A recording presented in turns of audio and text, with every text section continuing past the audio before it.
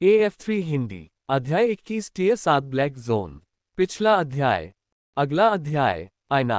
Lionel को अचानक याद आया कि 7A ग्रेड इनवैलिड को महसूस करने से पहले उसने किसी और चीज या किसी और चीज में भी हल्का सा उतार चढ़ाव महसूस किया था, लेकिन लगभग तुरंत ही वह उसे भूल गया था। क्या वह आईना थी? लेकिन अगर ऐसा था तो क्या उसे इस बात पर दुख होना चाहिए कि उसने अब तक उसकी मदद के लिए हाथ नहीं बढ़ाया? ये विचार ज्यादा देर तक नहीं टिके क्योंकि आईना ने इसे छिपाने की कोशिश की, लेकिन उसकी इंद्रियां बहुत तेज थीं। उसने देखा कि न सिर्फ वह इस समय पूरी तरह स्वस्थ नहीं थी, बल्कि वहां धूल, खून और मैल के छोटे छोटे धब्बे थे जिन्हें ढूंढना मुश्किल था। आईना बिस्तर से ऐसे लुढ़की ही नहीं थी। ऐना ने पीछे मुड़कर लियोनेल की ओर देखा। तुम बिना कुछ कहे क्यों चले गए? मैंने पहले ही कहा था कि अकेले काम करना सुरक्षित नहीं है। ये शब्द सुनकर लियोनेल ने सहज ही भौहें सिकोड़ लीं। क्या तुम्हें यकीन है कि यह तुमने ही कहा था, या ये तुम्हारे नौकर यूरी ने कहा था?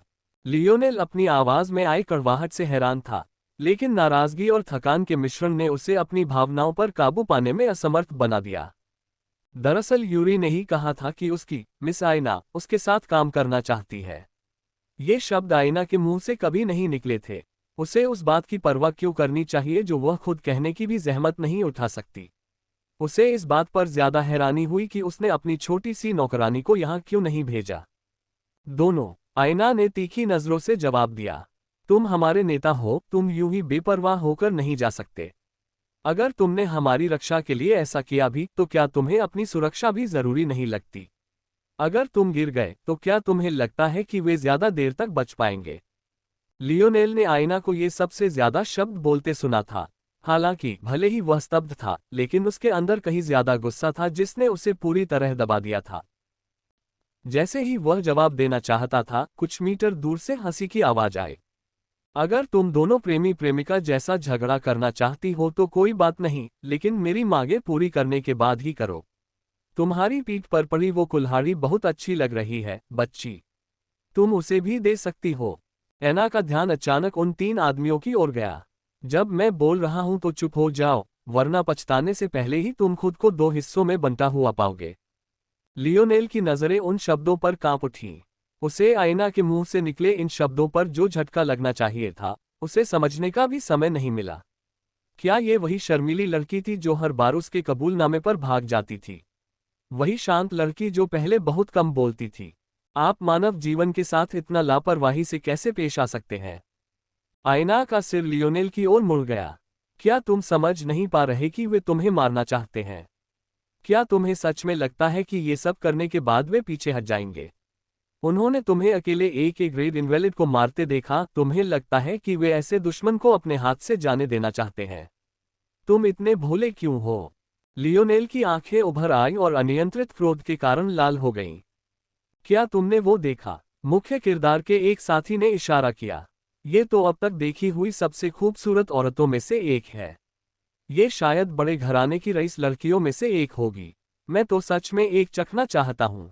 ऐसा प्रतीत होता है कि चूंकि ऐना लियोनेल के पास गिरते ही उसके सामने आ गई थी, तथा उसकी विशाल कुल्हाड़ी ने उसके पीछे के दृश्य को ढक लिया था, इसलिए जब तक वह उन्हें कोसने के लिए मुड़ी तब तक उन्हें उसकी वास्तविक झलक नहीं मिली। वह सचमुच बहुत अच्छी लग रही है। हालांकि पिछली बार तुम्हें पहले मौका मिला था, अब मेरी बारी है। बिल्कुल नहीं। उसकी खुशबू बिल्कुल कुंवारी जैसी है, मैं यहीं से सूंघ सकता हूँ। उसकी क्वालिटी पिछली वाली से कहीं ज्यादा अच्छी है। नेता ने होंठ चाटते हुए बीच में कहा, चलो फैसला लेने के लिए सामान्य तरीका अपनाते हैं। ठीक है। पत्थर कागज कैंची ही सही। तैयार। रात का आसमान और भी गहरे अंधेरे में डूब गया। एक पल के लिए तो ऐसा लगा जैसे ऊपर चांद भी ग्रहणग्रस्त हो गया हो। खूनी जानलेवा इरादे उसकी खूबसूरती का भी दम घोंट रहे हों। तीनों व्यक्ति लियोनेल की ओर मुड़े, उनके चेहरों पर भय के भाव थे। मैं तुम्हें उसके बारे में एक और शब्द कहने की चुनौती देता हूं। लियोनेल की आंखें, जो पहले से ही अपनी दूसरी भावनाओं से भड़की हुई थीं, लगभग पूरी तरह से रक्त लाल हो गई थीं। उसके गोरे शरीर में सर्पीली रक्त वाहिकाएं भरी हुई थीं, और उसकी पुतलियां, जो कभी हल्के भूरे रंग की थीं, पूरी तरह से काली पड़ गई थीं। वे जीने के लायक ही नहीं थे। लियोनेल की मांसपेशियां इतनी जोर से खींची कि उसका उखड़ गया कंधा अपनी जगह पर वापस आ गया। उस झंझनाहट को नजरअंदाज करते हुए उसने अपनी पीठ पर हाथ रखा और 3 तीर निकाले। आगे जो हुआ वो बस धुंधला सा लग रहा था। 3 उड़ते चांदी के भाले, मदद के लिए 3 चीखें, 3 खून से सने गड्ढे, 3 लाशें। काम पूरा होने के बाद भी लियोनेल अभी भी गुस्से में था। आयना ने उसकी तरफ एक नजर डाली, उसकी भावनाएं एक बार फिर समझ से परे थीं। वह आगे बढ़ी और उनके शरीर पर रखे खजानों को उठाकर वापस चली गई, जबकि लियोनेल अभी भी गुस्से में अंधा था। उफ! एक छोटी सी मुक्का लियोनेल की छाती पर लगी, जिससे वह थकान के मारे पीछे की ओर लड़खड़ाकर जमीन पर गिर पड़ा। अगर उसका लचीला कवच न होता तो शायद उसकी पसलियां टूट जाती। लियोनेल ने ऊपर देखा और आयना को ढूंढा। उसे साफ पता था कि जिम्मेदार वही है, लेकिन वह इतना थका हुआ था कि कुछ कर नहीं सकता था। उसने बस उसकी नजरों से नजरें मिलाईं, हाँफते हुए। ये केवल डी ग्रेड हैं, लेकिन फिर भी ये आपकी बाइक को हथियार के रूप में इस्तेमाल करने से बेहतर हैं। उसकी छोटी भुजाओं से खजानों का ढेर गिर पड़ा। 3 हथियार, 1 ढाल और शरीर के विभिन्न अंगों के लिए 3 कवच थे। कवचों में से एक पिंडलियों के लिए, दूसरा हेलमेट के लिए और आखिरी छाती की रक्षा के लिए था। हथियारों में एक भाला, एक तलवार और अंत में एक भाला था। लियोनेल ने कोई जवाब नहीं दिया। लगभग 1 साल बाद पहली बार आयना को अच्छी तरह से देखा था। माया मंदिर से लौटने पर भी उसे मौका नहीं मिला था, तभी अचानक आयना का हाथ कॉनराड की छाती में समा गया। अब उसे देखते हुए वह अभी भी उसकी छवि को उसके मन में पल रहे शैतान के साथ नहीं मिला पा रहा था। उसके चेहरे के भाव इतने नाजुक और खूबसूरत थे कि वह उस औरत से मेल नहीं खा सकती थी जो अपने नंगे हाथों से किसी मर्द का दिल चीर देती थी। उसके शरीर पर गहरे काले रंग का एक सैन्य परिधान था। उसके शरीर के चारों ओर कई जेबें और बेल्ट थे जो उसके शरीर के उभारों को छिपाने में उसकी पोशाकों की तरह ही नाकाम रहे। उसके लंबे काले बाल हवा में खुलेआम लहरा रहे थे और बीच बीच में उसकी तहों में खो जाते थे। किसी तरह उसकी अंबर जैसी आंखें पहले से कहीं ज्यादा सुनहरी लग रही थीं। यह उसकी कल्पना थी या वास्तविकता, लियोनेल को यकीन नहीं था। लियोनेल कड़वी मुस्कान के साथ मुस्कुराया। उसे एहसास हुआ कि पिछले कुछ दिनों से उसने उसे ध्यान से क्यों नहीं देखा था। उसका दिल अभी भी जोर जोर से धड़क रहा था। उद्धरण चिन्ह ... बाकी चीजें दूसरों के लिए छोड़ दो। मैं भाला और ढाल ले लूंगा। इसके अलावा धन्यवाद। मैंने इस बात पर पर्याप्त ध्यान नहीं दिया कि यदि जोन खुलने से ए ग्रेड इनवैलिड आकर्षित हुए हैं, तो निश्चित रूप से अन्य इनवैलिड भी होंगे। इन शब्दों से आयना का चेहरा नर्म पड़ गया, लेकिन उसने जवाब में कुछ नहीं कहा। चलो वापस चलें। लियोनेल ने धीरे से खुद को जमीन से उठाया। हम नहीं कर सकते, आयना ने अचानक कहा। जैसा तुमने कहा, जोन विकलांगों को अपनी ओर खींच रहा है। जब तक ये बंद नहीं हो जाता, इस क्षेत्र से बाहर निकलना मुश्किल होगा। विकलांगों की इंद्रियां हमसे कहीं ज्यादा तेज होती हैं, हालांकि उनकी बुद्धि कमजोर होती है। वे दसियों मील दूर से ही जोन को भांप लेते हैं और धीरे धीरे वहां पहुंच जाते हैं। लियोनेल ने भौहें चढ़ाईं। वह निश्चित रूप से इस समय किसी जोन में प्रवेश करने की स्थिति में नहीं था। लो, आयना ने उसे एक गोली जैसी चीज दी। उसने उसे अपनी कई जेबों में से एक से निकाला था। लियोनेल ने भौहें चढ़ाईं। आयना के सामने खड़े होने के बावजूद उसे इतनी सघन ऊर्जा वाली किसी चीज का आभास नहीं हो रहा था। ऐसा लग रहा था कि उसकी जेबें सामान्य नहीं थीं। लियोनेल के मन में जरा भी संदेह नहीं था। उसने गोली उससे ले ली, ध्यान रखते हुए कि उसकी कोमल हथेली पर न लगे, और उसे निगल लिया। उसके गले में आग जल रही थी, जो उसके शरीर में इस तरह दौड़ रही थी जैसे वह कोई रेस्ट्रैक हो। उसके बाएं कंधे का घाव जल्दी ही भर गया और दाएं कंधे का दर्द भी गायब हो गया। आखिरकार उसकी थकान ऐसे गायब हो गई मानो उसने अभी अभी गहरी नींद ली हो। Lionel Morales. शक्ति 0.80, गति 0.75 जोड़ 0.1, चपलता 0.85 जोड़ 0.1, समन्वय 0.99, सहन शक्ति 0.86 जोड़ 0.05, प्रतिक्रिया 0.99, आत्मा 0.10। लियोनेल के शरीर में ऊर्जा का एक तेज झोंका दौड़ गया। उसे रोकने वाला अवरोध ढह गया और उसने महसूस किया कि उसकी आत्मा ऊपर की ओर उठ रही है। आत्मा 0.11। यह एक छोटा सा बदलाव था, लेकिन लियोनेल को लगा कि इससे बहुत बड़ा अंतर आ गया। आखिर वो कैसी गोली थी? उसके लगभग सारे आंकड़े 0.05 तक बढ़ गए थे। लियोनेल मूर्ख नहीं था। वह जानता था कि यह गोली आयना के बताए से कहीं ज्यादा कीमती है। यहाँ तक कि उस धातु के खिलाफ अपनी जान जोखिम में डालना भी उतना अच्छा नहीं था। अब से अपना ख्याल रखना, आयना ने कहा। ये गोली सिर्फ एक बार काम करती है। धन्यवाद, लियोनेल ने ध्यान भटकते हुए कहा। हम अब जा सकते हैं। हमारे जाने के बाद यूरी इस जगह को ढूंढ लेगा। तो क्या हमें उनका इंतजार नहीं करना चाहिए? यह ज्यादा दूर नहीं है, हम पहले से ही उनसे 50 मीटर से भी कम दूरी पर हैं। ये कहने के बाद लियोनेल ने धीरे से बुदबुदाया, मैं पहले भी बिना पर्याप्त संख्या के जोन में प्रवेश करने की गलती कर चुका हूं। आयना की इंद्रियां उससे कहीं ज्यादा तेज थीं जितना उसने सोचा था। ये शब्द सुनकर उसकी भौहें आश्चर्य से उठ गईं, जबकि उसे इसकी जानकारी भी नहीं थी। नहीं, यह जोन एस ग्रेड जोन है जिसमें 2 लोगों की सीमा है। मेरे पास एक ऐसा डिटेक्शन डिवाइस है जो एसएस ग्रेड से नीचे के जोन पर 95% सटीकता देता है। ठीक है, लियोनेल ने कोई सवाल नहीं किया। आयना और वह निस्संदेह अपने समूह के 2 सबसे शक्तिशाली लोग थे। उनका अंदर आना ही उचित था। दोनों को जोन तक 500 मीटर की दूरी पार करने में ज्यादा समय नहीं लगा, जबकि उन्होंने एक दूसरे से एक शब्द भी नहीं बोला था। इन्वेलिड्स की संख्या बढ़ती जा रही थी, लेकिन लियोनेल की समझ के कारण अगर वे उनसे बचना चाहते तो कोई समस्या नहीं थी। इन्वेलिड्स का निशाना जोन कभी नहीं था, बल्कि वे इंसान थे जिन्हें वह आकर्षित करेगा।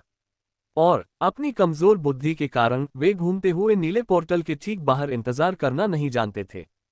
उस पोर्टल के विपरीत जिसने उन्हें कई महीने पहले अंदर खींच लिया था, इस पोर्टल में कोई सक्शन प्रभाव नहीं था। ये चुपचाप हवा में मंडरा रहा था, उस जगह को बिल्कुल भी परेशान नहीं कर रहा था। अगर लियोनेल को पहले यकीन नहीं था, तो अब उसे यकीन हो गया था कि जिस पहले जोन में उन्हें भेजा गया था, उसमें कुछ बुनियादी बदलाव जरूर था। हो सकता है कि अगर वह इस बार वहां पहुंचता तो उसके आंकड़ों में सूक्ष्म वृद्धि पिछली बार की तरह रुकने के बजाय जारी रहती। आयना की गोली लेने के बाद लियोनेल को कुछ एहसास हुआ। वो जलन, बिल्कुल उस हरी उल्टी जैसी जो उसके पिता ने उसे 17 सालों तक रोज पिलाई थी। क्या हो अगर उसके आंकड़ों में धीमी वृद्धि पृथ्वी के चौथे आयाम की ओर बढ़ने के साथ उसके शरीर के सामान्य विकास के कारण न होकर बल्कि उसके पिता की वजह से हो। लियोनेल और आयना एक साथ ऊंचे स्थान से छलांग लगाते हुए उस क्षेत्र में गिर पड़े जो उनके पीछे घूमता हुआ बंद हो गया। उनकी अनुपस्थिति में इन्वेलिड्स उस गंध का पता नहीं लगा पाए जिसने उन्हें अपनी ओर आकर्षित किया था और वे धीरे धीरे तितर बितर होने लगे। उपायामी क्षेत्र का पता चला, मलिन की भविष्यवाणी। Joan of Arc, Jeanne de Arc. उपायामी क्षेत्र ग्रेड ए। स्पष्ट आवश्यकताएं, अंग्रेजी सेना को पीछे हटाने में जोन ऑफ आर्क की सहायता करना। साइड क्वेस्ट, पता लगाने में असमर्थ। सिस्टम का दायरा बहुत सीमित। इनाम, पता लगाने में असमर्थ। सिस्टम का दायरा बहुत सीमित। यह अनुशंसा की जाती है कि विषय लियोनेल मोरालेस कम से कम 7 अन्य व्यक्तियों के साथ इस खोज को पूरा करें। विषय की डी ग्रेड क्षमता बहुत कम है। 8 व्यक्ति की सीमा। लियोनेल ने अपना सिर हिलाया। लियोनेल की कलाई घड़ी की आवाज उसके दिमाग में गूंज रही थी, लेकिन आखिरकार उसने उसे अनसुना कर दिया। आयना के खोजी खजाने की तुलना में वह बहुत ही घटिया थी। उसे गंभीरता से लेने की कोई जरूरत नहीं थी। वह एस ग्रेड भी सही नहीं दे पाए। पिछली बार उसने भविष्यवाणी की थी कि माया मंदिर एफ ग्रेड जोन है, जब तक कि उसकी मुलाकात पुजारी से नहीं हुई और उसने उसे सी ग्रेड में बदल दिया। इसके अलावा यदि वह चाहता भी तो उसके पास इसके बारे में सोचने का अवसर नहीं था। वह और आयना धूल भरी सड़कों से भरे एक छोटे से गांव में पहुंचे, लेकिन उनके आसपास जलती हुई झोपड़ियों और झोपड़ियों को देखते हुए, चीख पुकार और तलवारों की खनकती आवाजों को देखते हुए ये स्पष्ट था कि गांव पर हमला हो रहा था। लियोनेल को अपनी कलाई घड़ी पर बस एक ही चीज पर भरोसा था। वह शायद फ्रांस था और उनकी खोज का उस महान महिला से जरूर कुछ लेना देना था। इस बेल्ट का उपयोग करें। आयना, जिसने अपने शरीर पर तरह तरह की बेल्टें और जेबें बांध रखी थी, किसी तरह एक और जेब निकालने में कामयाब रही। लियोनेल ने मान लिया। अपनी स्वेट पैंट के बैंड में चीजें बांधना वाकई बहुत असुविधाजनक था। उसे लग रहा था कि लड़ाई के बीच में अपनी चीजें गिरने से बचाने के लिए वह अपनी क्षमता से ज्यादा ऊर्जा खर्च कर रहा था। उसने उसे अपनी कमर में बांध लिया और अपनी बाइक के तीनों रॉड्स को अपने इटलेट के साथ उसमें बांध दिया। उसके बाद उसने 1 मीटर ऊंचा चांदी का डिब्बा, जिसमें उसके दांत थे, अपनी दूसरी कमर पर बांध लिया।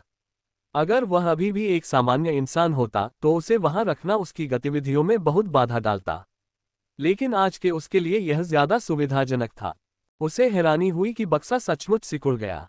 जमीन से बस कुछ इंच की दूरी पर वह सिकुड़कर उसके घुटनों के ठीक ऊपर आ गया। उसकी चौड़ाई भी कम हो गई और अब उसकी मोटाई लगभग उसकी जांघ जितनी रह गई। ये बेल्ट की क्षमता है, आयना ने सरलता से समझाया और बात वहीं समाप्त कर दी। लियोनेल ने सिर हिलाया। उसने उस आदमी की पट्टी से, जिसके पास पहले भाला था, उसे अपनी पीठ पर बांधा और फिर छोटी गोल ढाल को अपनी बाएं हाथ में बांध लिया।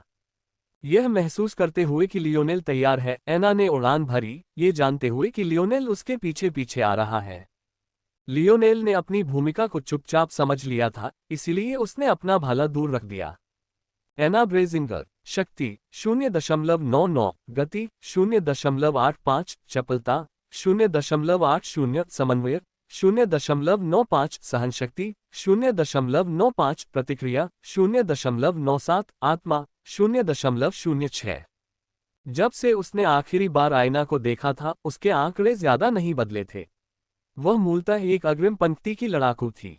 ऐसे में लंबी दूरी के हमलों में माहिर होने के नाते उसे कवर करना उसकी जिम्मेदारी थी। हालांकि वह उत्सुक था। आयना की आत्मा का स्तर उसके अलावा अब तक उसने सबसे ऊंचा देखा था। यहां तक कि पुजारी का भी स्तर केवल 0.05 था। शायद वह अभी भी उसे कम आंक रहा था। दोनों एक छोटे से गांव से होकर एक पंक्ति में केवल 10 मीटर की दूरी पर दौड़े। उनकी गति सामान्य मनुष्यों से कहीं अधिक थी। आयना की कुल्हाड़ी अचानक लाल सुनहरी चमक में लिपट गई और उसकी पीठ से उसके हाथ में तैर गई। उसने उसे दोनों हाथों से अपनी बगल में थाम लिया और दुश्मन की सीमा में आते ही उसे दूर भगा दिया। उसकी कुल्हाड़ी धुंधली थी, जो अंग्रेजों को आसानी से काट रही थी। खून और अंग हवा में बिखर गए, लेकिन एक कण भी उसे छू नहीं पाया। वह उनसे ऐसे बचती हुई गुजर गई जैसे उन्होंने उसके पास आने की हिम्मत ही न की हो। लियोनेल उसे चुपचाप देखते हुए बस आहें भर सका। उसे हमेशा से पता था कि आयना में कुछ खास है। हर जगह सरल संदर्भ संकेत मौजूद थे। उसकी सांवली त्वचा जैसी साधारण चीज उसे यह बता सकती थी। उसकी उम्र की लड़कियां अपनी त्वचा की देखभाल को लेकर जुनूनी थीं। कुछ तो सौंदर्य प्रसाधनों के लिए टैनिंग का इस्तेमाल करती थीं, लेकिन आयना की त्वचा हमेशा उससे कहीं आगे थी, मानो वह दिन भर धूप में मेहनत करती हो। फिर भी वह किसी भी तरह से कम खूबसूरत या कुलीन नहीं लगती थी, हमेशा एक सुंदर देवी की तरह खूबसूरत पोशाक पहने रहती थी। उसका मुंह हमेशा से ही उसकी छिपी सच्चाई के छोटे छोटे अंशों के कारण रहा था। उसने शुरू में सोचा था कि उसका अचानक बदलाव उसके प्रति उसकी भावनाओं को कम कर देगा, लेकिन जब वह बिना सोचे समझे कत्लेआम कर रही थी, तब भी उसे लगा कि वह हमेशा से अवचेतन रूप से जानता था कि यह बात उसके भीतर छिपी है। क्या यही वह चीज है जिसकी ओर मैं आकर्षित हूं? लियोनेल की नजरें तेज हो गईं। उसने तेजी से अपनी बगल से एक तीर निकाला, उसे अपने एटलेट में फंसाया और अपनी बांह को बगल में घुमाया। वह ऐसे भागता रहा मानो कुछ हुआ ही न हो। लेकिन 100 मीटर दूर एक तीरंदाज ने देखा कि लियोनेल का भाला खिड़की से, दीवार से और सीधे उसकी आंखों के बीच से निकल गया। वह तीर मारने की तो बात ही छोड़िए, किसी उचित स्थान पर भी नहीं चढ़ पाया था। लियोनेल को हत्या का शौक नहीं था, लेकिन अपनी इस नफरत के बावजूद जो लोग इस तरह निर्दोष लोगों के गांव पर हमला करते थे, वे उन लोगों में सबसे ऊपर थे जिनके साथ वह अपने हाथ खून से रंगने को तैयार था। आयना और लियोनेल की गिनती सिर्फ 2 ही थी, लेकिन 10 मिनट से भी कम समय में लड़ाई का रुख पूरी तरह पलट गया। वे 2 भूतों की तरह गांव में दौड़ पड़े। आयना आगे की ओर बढ़ रही थी और लियोनेल अपनी पहुंच से बाहर की हर चीज को तहस नहस कर रहा था। एक बार फिर यह क्षेत्र ज्यादातर सामान्य मनुष्यों से बना हुआ प्रतीत होता है। इस युग में बारूद भी होना चाहिए, लेकिन वे शायद इस युद्ध के मैदान में दिखाई नहीं देंगे। जैसे ही लियोनेल और आयना गांव की टूटी हुई लकड़ी की बाड़ की सीमा से बाहर निकले, पीछे हटने के जोरदार हॉर्न बजने लगे। एक मैदान जहां फसलें होनी चाहिए थीं, अब भी खड़ा था, लेकिन उसका एक बड़ा हिस्सा तलवारों और पैदल सैनिकों के खुरों तले रौंद दिया गया था। ऐसी परिस्थितियों में आयना और लियोनेल की कार्रवाई के बावजूद इस गांव के सर्दी में भी बचे रहने की संभावना लगभग शून्य थी। लियोनेल का जबड़ा कस गया। बचे हुए गांव के निवासी ऐना और लियोनेल की ओर ऐसे देख रहे थे जैसे वे जुड़वा देवता हों। उनमें से किसी की भी उनके पास जाने की हिम्मत नहीं थी। उस समय जब अंग्रेज क्षितिज के पार ओझल हो चुके थे, लियोनेल के कानों में घोड़ों के खुरों की आवाज गूंज रही थी। हालांकि इस बार यह आवाज गांव के अंदर से आ रही थी। नहीं, बल्कि ज्यादा सटीक तौर पर कहें तो ये दूसरी सेना होनी चाहिए थी जो विपरीत निकास द्वार से आ रही थी और गांव को चीरती हुई आगे बढ़ रही थी। जैसी कि उम्मीद थी, लियोनेल को जल्द ही घोड़ों पर सवार बख्तरबंद आदमियों का एक समूह अपनी और आयना की ओर आता हुआ दिखाई दिया, जिससे गांव के लोग समुद्र की तरह अलग हो गए। लेकिन इस बार वे अंग्रेज नहीं बल्कि फ्रांसीसी थे। मुख्य योद्धा अपने घोड़े से आयना और लियोनेल की ओर देख रहा था, उसके चेहरे पर अहंकार के साथ साथ भ्रम की भी झलक थी। आप कौन हैं? आयना के हाथ में भारी कुल्हाड़ी होने के बावजूद सवाल लियोनेल की ओर था। ऐसा लग रहा था कि ये दौर अब भी अपनी स्त्री द्वेष को काफी गंभीरता से लेता है। उद्धरण चिन्ह डॉट डॉट डॉट। मैं फ्रेंच नहीं बोल सकती, आयना ने लियोनेल की ओर देखते हुए कहा। लियोनेल ने पलकें झपकाईं। जोन में प्रवेश करने के बाद किसी की भी बात न समझ पाने की उसे इतनी आदत हो गई थी कि वह भूल ही गया था कि वह असल में फ्रेंच बोल सकता है। आखिरकार उसे लगा कि उसकी भाषा की पढ़ाई काम आएगी। लियोनेल ने 1 मिनट सोचा, इस समस्या से निपटने का सबसे अच्छा तरीका क्या होगा। अचानक वो मुस्कुराया। हम ईश्वर के दूत हैं। मैं और मेरा साथी जोन ऑफ आर्क की रक्षा के लिए भेजे गए संरक्षक हैं। हमें तुरंत उसके पास ले चलो। सरदार ने भौहें चढ़ाईं। वह खंडन करना चाहता था, लेकिन अंग्रेजों के पीछे हटने का सिर्फ एक ही कारण था। वह इन दोनों से जुड़ा होना चाहिए था। मैं तुम्हें जनरल के पास ले चलूंगा। तुम उद्धारकर्ता से मिल पाओगे या नहीं, यह उन पर निर्भर करेगा। उनके लिए एक घोड़ा ले आओ। आयना ये देखकर भौचक्की रह गई कि वहां सिर्फ एक ही घोड़ा था और कोई भी घोड़ा उसकी कुल्हाड़ी का वजन नहीं झेल सकता था। ठीक है, आगे चलो, हम दौड़ेंगे। सरदार की आंखें चौड़ी हो गईं। क्या इंसान घोड़ों के साथ कदमताल कर रहे हैं? रास्ता लंबा है। लियोनेल ने केवल कंधे उचकाए और अपना इटलटल उस बेल्ट में डाल दिया जो आयना ने उसे दी थी। ईश्वर के दूत ऐसी चीजों तक सीमित नहीं हैं। शूरवीरों का कलेजा कांप रहा था, हर कोई सांस रोक रहा था। उनका पड़ाव 50 किलोमीटर दूर था। इतनी दूरी तय करने में इंसान को एक दिन लग जाता। एक अच्छे धावक को लगभग 3-4 घंटे लगते, लेकिन एक घोड़ा इसे 2 घंटे से भी कम समय में पूरा कर सकता था, अगर वे सचमुच साथ चल पाते। उन्हें जल्द ही अपना जवाब मिल गया।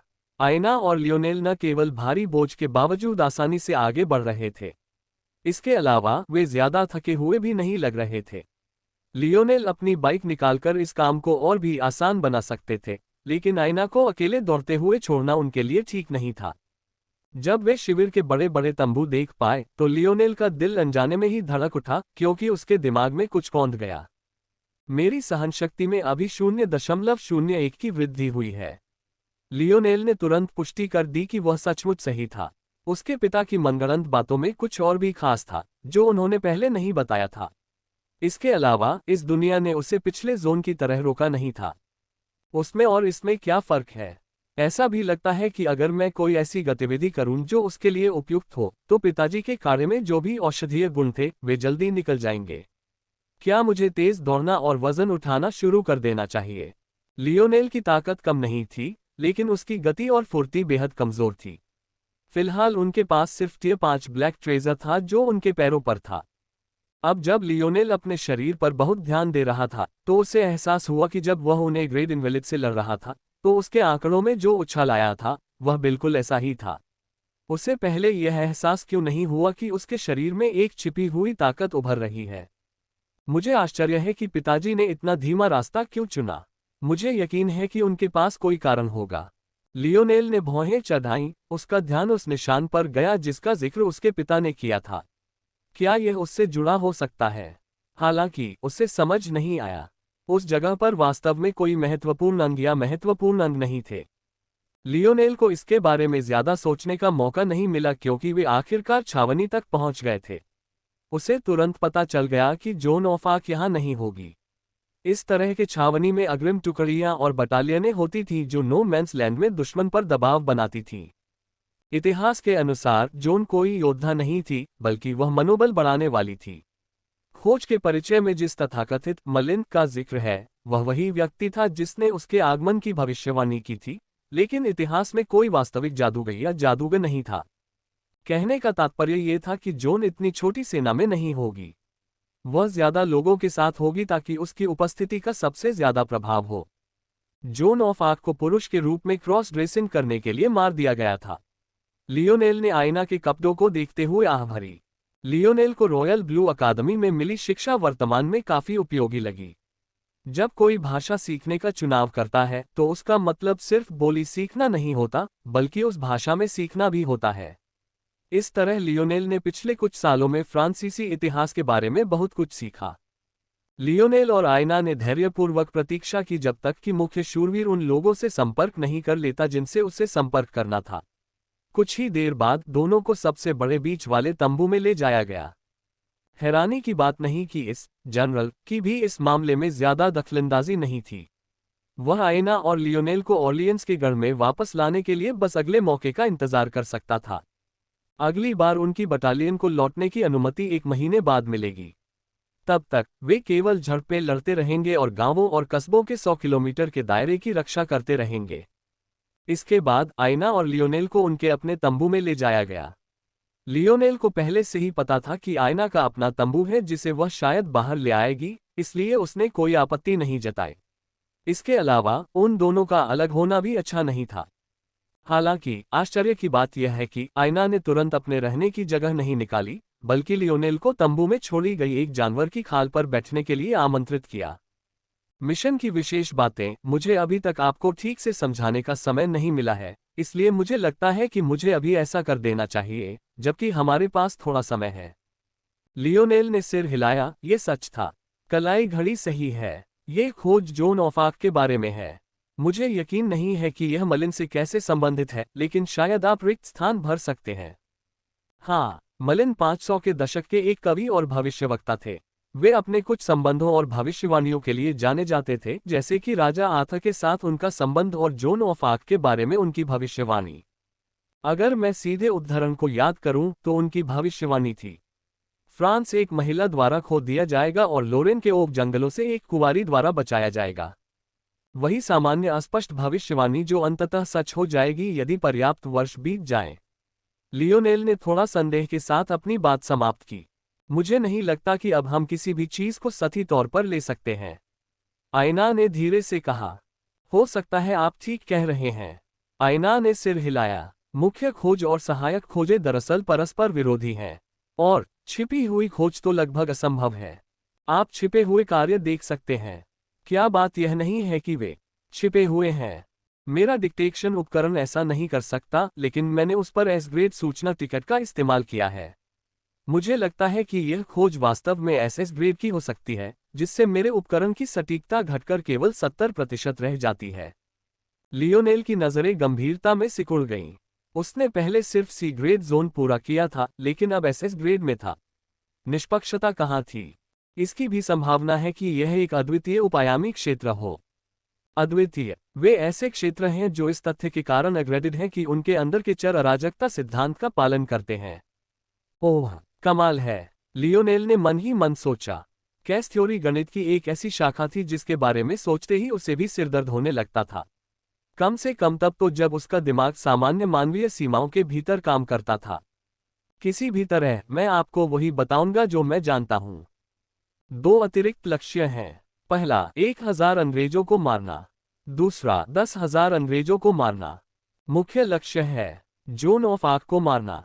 लियोनेल ने अपने माथे पर हाथ फेरा। जैसी कि उम्मीद थी, यह कोई आसान बात नहीं थी। छिपी हुई खोज पेरिस पर पुनः कब्जा करना है। लियोनेल के होंठ फड़क उठे। वह संभावित रूप से एसएस ग्रेड जोन की बॉस थी, फिर भी वह अपने जीवनकाल में पेरिस पर दोबारा कब्जा नहीं कर पाए, लेकिन उन्हें ऐसा करना था। लियोनेल को ये जानकारी देने के बाद आयना ने लियोनेल को चौंकाते हुए जानवर के फर की झुर्रियों को धीरे से हल्का किया और उसकी ओर पीठ करके करवट लेकर लेट गई। उसने अपनी कुल्हाड़ी की लंबी भुजा को अपनी छाती में जकड़ लिया और उसके बाद उसकी स्थिर सांसों की मधुर ध्वनियां सुनाई देने लगीं।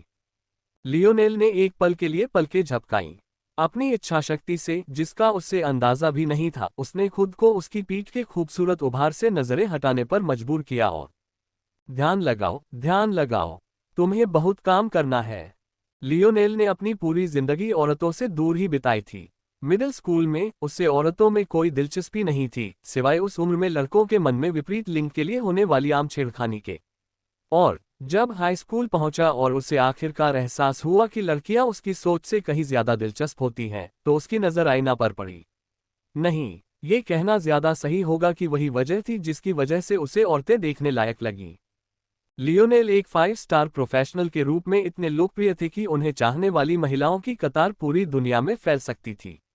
लेकिन उनके पिता के 2 मंत्र हमेशा से थे, सम्मान और दृढ़ता।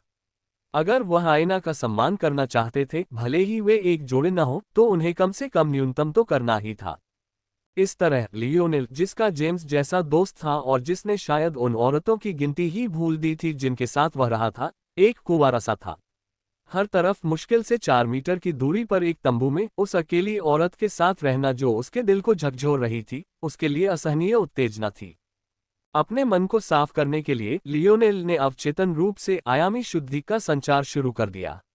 विकलांगों की चिंता किए बिना उसने अपनी प्रतिभा को पूरी तरह से उजागर कर दिया। जिन्हें केवल सामान्य मनुष्य ही माना जा सकता था, उन्हें एक आरामदायक और गर्म फिर भी तेज हवा का एहसास हुआ। खुले तंबुओं के पल्ले आगे पीछे हिल रहे थे।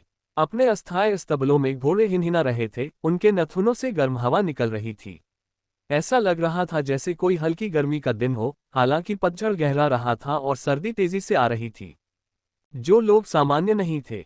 आईना की आंखें खुल गईं, उसके अंदर एक छिपा हुआ सदमा छिपा था। लेकिन उसने मुड़कर नहीं देखा, बल्कि उसने एक बार फिर अपनी आंखें बंद कर लीं, सुकून महसूस किया। एक हल्की सी मुस्कान, जिसे लियोनेल देख नहीं पाया, उसके नाजुक चेहरे पर खेल गई। इस स्थान पर ऊर्जा घनत्व वर्तमान पृथ्वी की तुलना में बहुत कम है।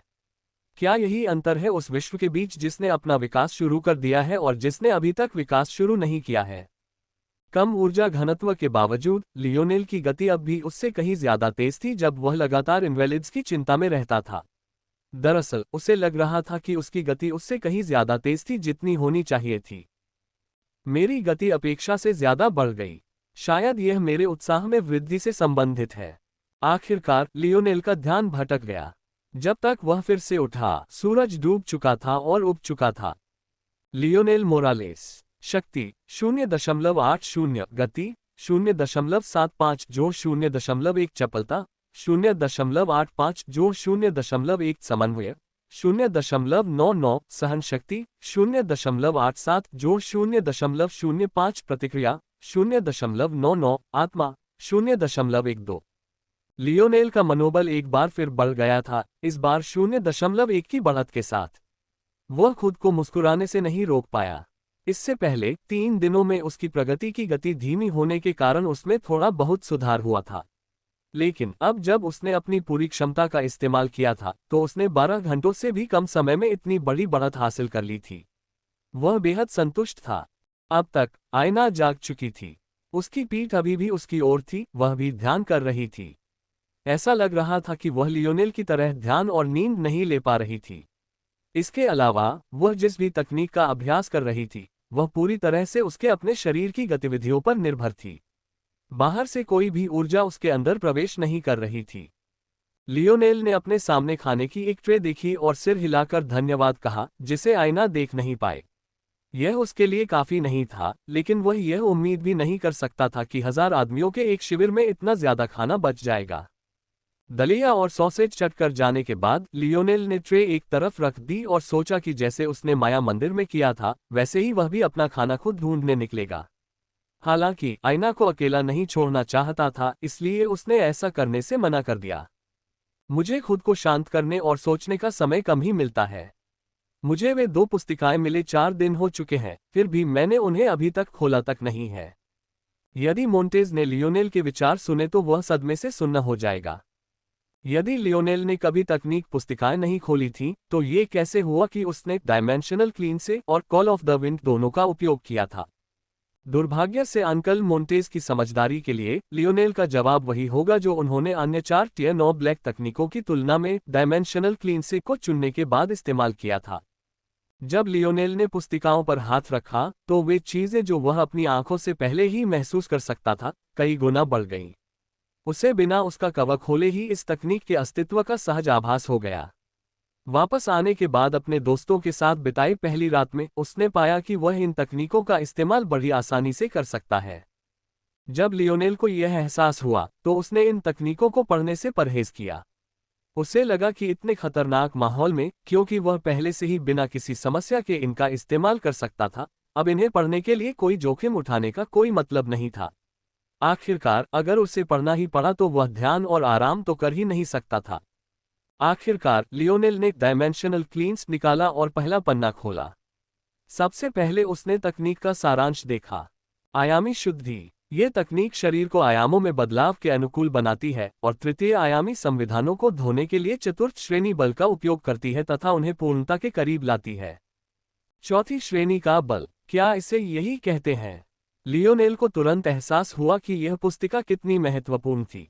उसे अपनी तेजी से बदलती दुनिया के बारे में पर्याप्त बुनियादी जानकारी नहीं थी। जितना ज्यादा वह जानता उतना ही बेहतर सिस्टम वह अपने दिमाग में बना पाता। फिर उसे कम चरों से जूझना पड़ता। लेकिन इस पूर्णता से उनका क्या मतलब है? लियोनेल पढ़ता रहा। freewebnovel.com। इस तकनीक के समापन चरणों को 1 स्टार शुद्ध शरीर से 3 स्टार शुद्ध शरीर तक वर्गीकृत किया गया है। अगर आप 1 सितारा शुद्ध शरीर बनाने में कामयाब हो जाते हैं तो बधाई हो, आप अपनी दुनिया की सबसे बेहतरीन प्रतिभाओं में से एक हैं। अगर आप अपने ग्रह को लगातार विकसित होने में मदद करते हैं तो आप में 7वें आयाम का संविधान बनाने की क्षमता है। आपको 1% में गिना जा सकता है। अगर आप 2 सितारा शुद्ध शरीर बनाने में कामयाब हो जाते हैं तो मैं तहे दिल से आपकी प्रशंसा करता हूं। आप अपने समय की पीढ़ी के एक प्रतिभाशाली व्यक्ति हैं, मनुष्यों के बीच एक ईश्वर हैं। अगर आपकी दुनिया लगातार विकसित होती रहे तो आप में 8वें आयाम का संविधान बनाने की क्षमता है। आपको 1% का 1% माना जा सकता है। यदि आप 3 सितारा शुद्ध शरीर बनाने में सफल हो जाते हैं तो मुझे आशा है कि आप उस कर्म को याद रखेंगे जो हमने इस दिन किया है। तो क्या वे 3 सितारा शुद्ध शरीर की पूर्णता की बात कर रहे हैं? लियोनेल को यकीन नहीं था। 1 स्टार के सबसे कम अंक पाने पर भी इतनी प्रशंसा मिली। अगर ऐसा था तो 3 स्टार क्लींस्ड बॉडी का अस्तित्व कैसा था? अपना सिर हिलाते हुए लियोनेल केवल आगे बोल सका। आंतरिक दृष्टि। किसी भी बल तकनीक को विकसित करने से पहले आंतरिक दृष्टि में निपुणता प्राप्त करना आवश्यक है। यदि आप में इस क्षमता को जागृत करने की क्षमता नहीं है तो मैं आपको इस तकनीक को त्यागने की सलाह देता हूं। एक बार जब आप चतुर्थ आयामी संविधान प्राप्त करने के लिए आगे बढ़ जाते हैं तो आप स्वाभाविक रूप से आंतरिक दृष्टि जागृत कर लेंगे और फिर आप कोई अन्य बल तकनीक चुन सकते हैं। आंतरिक दृष्टि न केवल आपके आसपास की दुनिया में बल्कि आपके भीतर भी मौजूद शक्ति की एक अवचेतन सहज समझ है। इस ऊर्जा को महसूस करने और उसे अपने शरीर में निर्देशित करने की क्षमता के बिना पूर्णता की खोज आपके भाग्य में नहीं है। नोड्स को बल दें। लियोनेल ने मानव शरीर का एक आरेख ढूंढने के लिए पन्ना पलटा। उनके जीव विज्ञान के अध्ययन के अनुसार पृथ्वी के मनुष्यों से कई बिंदु अलग थे। लेकिन इस तकनीक के रचयिता ने इस पर गहनता से नोट्स लिखे कि कैसे अपने आरेखों को प्रत्येक ग्रह की विकासवादी विचित्रताओं के अनुरूप ढाला जाए। बल नोड्स शरीर में वे बिंदु हैं जो बल उत्पन्न और प्रसारित करते हैं। ये तृतीय आयामी संविधानों में स्वाभाविक रूप से मौजूद नहीं होते। इसके बजाय इन्हें या तो इस तरह की तकनीकों के इस्तेमाल से या फिर दुनिया के विकास के साथ स्वाभाविक रूप से बनना चाहिए। संवर्धित बल नोड्स प्राकृतिक बल नोड्स से न तो निम्नतर होते हैं और न ही श्रेष्ठ। इसका एकमात्र अपवाद वे व्यक्ति हैं जो अपनी वर्तमान दुनिया के आयामी तल से उच्चतर रैंक के प्राकृतिक बल नोड्स गढ़ने में सक्षम होते हैं। हालांकि ये व्यक्ति अत्यंत दुर्लभ होते हैं और आमतौर पर विश्व आत्मा धारक होते हैं या किसी की संतान होते हैं। इसके अलावा आपकी आधार तकनीक जितनी बेहतर होगी, भविष्य में आपके कल्टीवेटेड फोर्स नोड्स उतने ही बेहतर होंगे। मेरी डायमेंशनल क्लींस तकनीक सर्वश्रेष्ठ में से एक मानी जा सकती है, इसलिए आप भाग्यशाली हैं। लियोनेल ने आंखें घुमाने से परहेज किया। जब तुमने ये लिखा था तब तो तुमने तकनीक भी पूरी नहीं की थी, तुम्हें ये कैसे पता? कितना आत्ममुग्ध रचनाकार है। जैसे जैसे लियोनेल ने पढ़ना जारी रखा, उसे अपनी उम्मीदों से कुछ अंतर महसूस हुआ। एक तो चूंकि उसने एक भी बल नोड नहीं बनाया था और सिर्फ सहज प्रवृत्ति से बल का विकास कर रहा था, इसलिए अब वह अपने शरीर को प्राइमिंग कर रहा था। निर्माता के अनुसार कोई जितना ज्यादा समय तक प्राइम कर सकता था, उसके 3 सितारा शुद्ध शरीर बनाने की संभावना उतनी ही ज्यादा थी। लियोनेल जो देख पा रहा था उससे पता चलता था कि वह उन पूर्णता के क्षेत्रों में प्रवेश करने के लिए आवश्यक दहलीज पार करने लगा था। रचनाकार ने उस अवस्था को मस्तिष्क में शक्ति का संचार कहा था। लियोनेल ने स्वाभाविक रूप से यह उपलब्धि पहले ही प्राप्त कर ली थी। दूसरी बात जिसने उसकी उम्मीदों पर पानी फेर दिया वह ये थी कि उन एनीमे के विपरीत जिन्हें वह और उसके पिता देखना पसंद करते थे, बल तकनीकों का मूल उसके पेट के निचले हिस्से में नहीं बल्कि उसके दिमाग में था। दिमाग में बल का संचार इतना महत्वपूर्ण इसलिए था क्योंकि यहीं पर तारे बनते थे। दिमाग जितना लचीला होगा, सफलता की संभावना उतनी ही ज्यादा होगी। तीसरी बात यह थी कि लियोनेल को लगा कि वह बिना किसी समस्या के 2 सितारे बना सकता है। लेकिन यह तथ्य कि वह ऐसा कर सकता था उसे यह एहसास दिला रहा था कि 3 सितारे बनाना कितना मुश्किल था। उसे लगा कि यह एक खगोलीय दूरी थी जबकि वह 2 सितारों की दहलीज तक इतनी आसानी से पहुंच गया था। चौथी बात जिस पर लियोनेल ने विचार करना शुरू किया वह ये थी कि उसकी क्षमता वास्तव में क्या थी। फिर आंतरिक दृष्टि के विवरण के अनुसार यह उस तरीके से मेल खाती थी जिस तरह से उसने अपनी क्षमता का उपयोग किया था। क्या ऐसा हो सकता है कि उसने आंतरिक दृष्टि को अपनी क्षमता समझ लिया हो? अगर ऐसा था तो फिर उसकी असली क्षमता क्या थी? ऐसा तो नहीं हो सकता कि उसकी क्षमता कोई ऐसी चीज हो जो अंततः सभी को मिल जाए, है ना?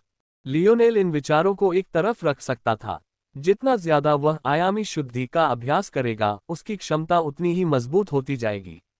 तब तक उसे सच्चाई का पता चल जाएगा। अगर यह ज्यादा प्रभावशाली होती तो वह इससे आसानी से छुटकारा पा लेता। ठीक है, बल नोड्स बनाने के लिए कई विकल्प हैं। अगर मुझे पहला तारा बनाने के लिए पर्याप्त बल इकट्ठा करना है तो मुझे 3 नोड्स चाहिए, 2 के लिए 6 नोड्स और तीसरे और अंतिम के लिए 9 नोड्स। लेकिन एक छद्म चतुर्थ आयामी शरीर के लिए इतने नोड्स को झेलना बहुत मुश्किल है, भले ही मेरा दिमाग पहले से ही 2 तारों को झेल सकता हो। सबसे खतरनाक शुरुआती स्थिति मस्तिष्क स्तंभ है। सबसे आसान पिंडली है। हालांकि पिंडली से शुरुआत करने पर आपके नोड्स अपनी पूरी क्षमता के 10वें हिस्से के बराबर रह जाएंगे। मस्तिष्क से शुरुआती स्थिति जितनी दूर होगी आपको उतना ही लंबा रास्ता तय करना होगा और इस प्रकार आप अपने नोड को चौड़ा करने में उतनी ही कम ऊर्जा खर्च कर पाएंगे। आप मस्तिष्क के जितना करीब से शुरुआत करेंगे आपको रास्ते पर उतनी ही कम ऊर्जा खर्च करनी होगी और आप अपने नोड को चौड़ा करने में उतना ही ज्यादा खर्च कर पाएंगे। शुरुआती नोड जितना चौड़ा होगा वो उतना ही ज्यादा बल झेल पाएगा।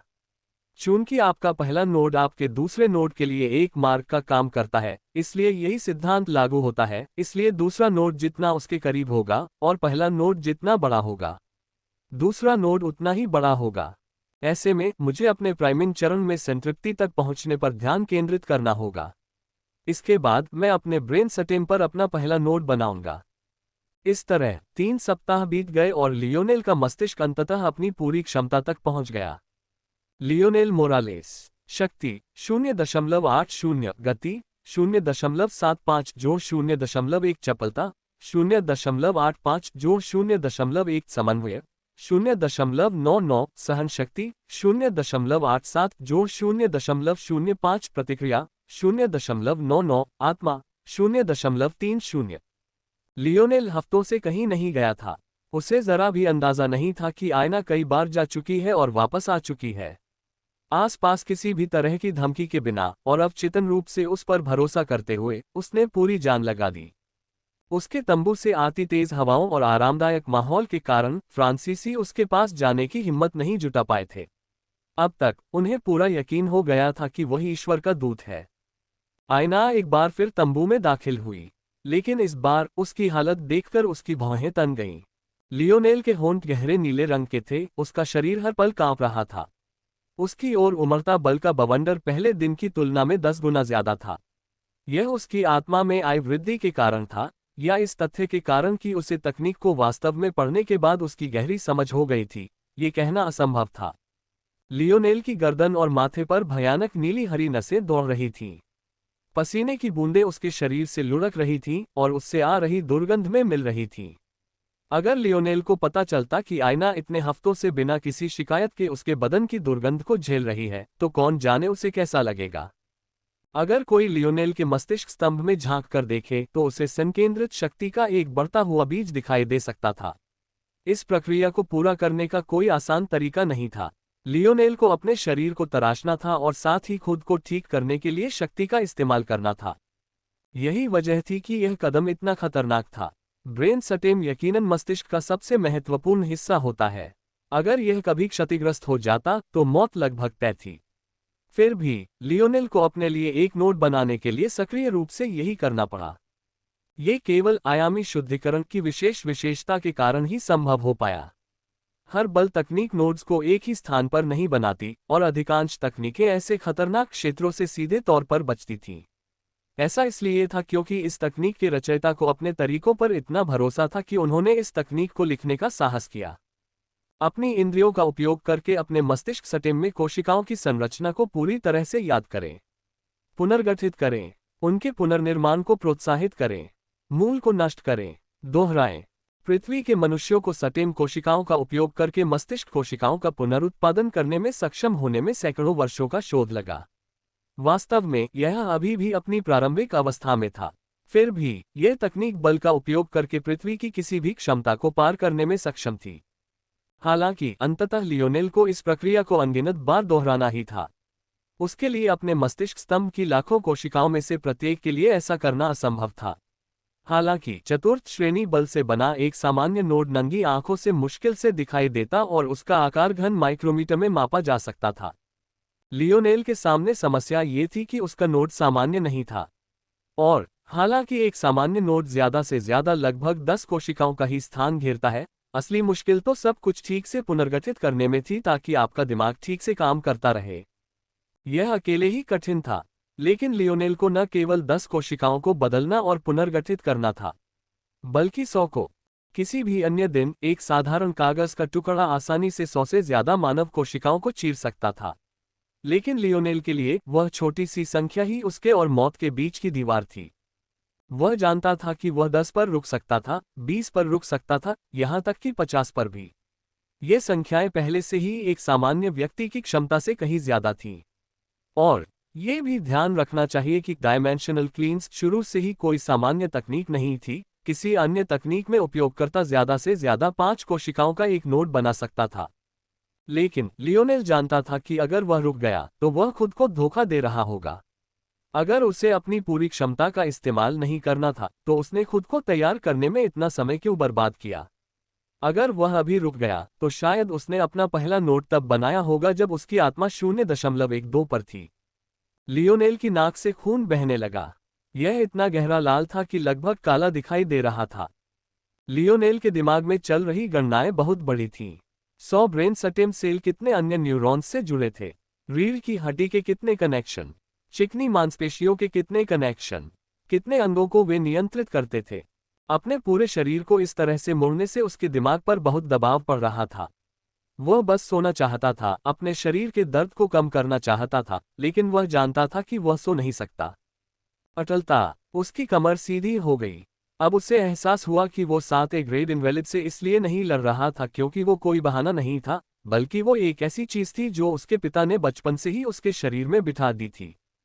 दृढ़ रहना। आईना दरवाजे पर खड़ी थी, उसके दांत उसके कोमल होठों पर जोर से गड़ रहे थे। वह अब अपना पहला नोट बना रहा है। ये कैसे संभव है? उसे कम से कम 5वां या 6ठा नोट तो बनाना ही चाहिए। तो क्या उसका उच्च समन्वय और प्रतिक्रिया पूरी तरह से उसकी क्षमता के कारण है? ये किस प्रकार की क्षमता है?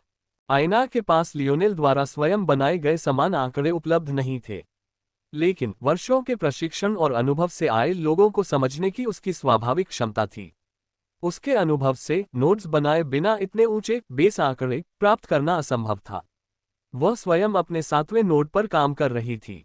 दरअसल उसने जो बुनियादी ताकत दिखाए वह उसकी पूरी ताकत नहीं थी, क्योंकि वह अपनी ताकत का इस्तेमाल बहुत कम करती थी। लियोनेल के पास उसके बारे में जो आंकड़े थे वे असल में गलत थे।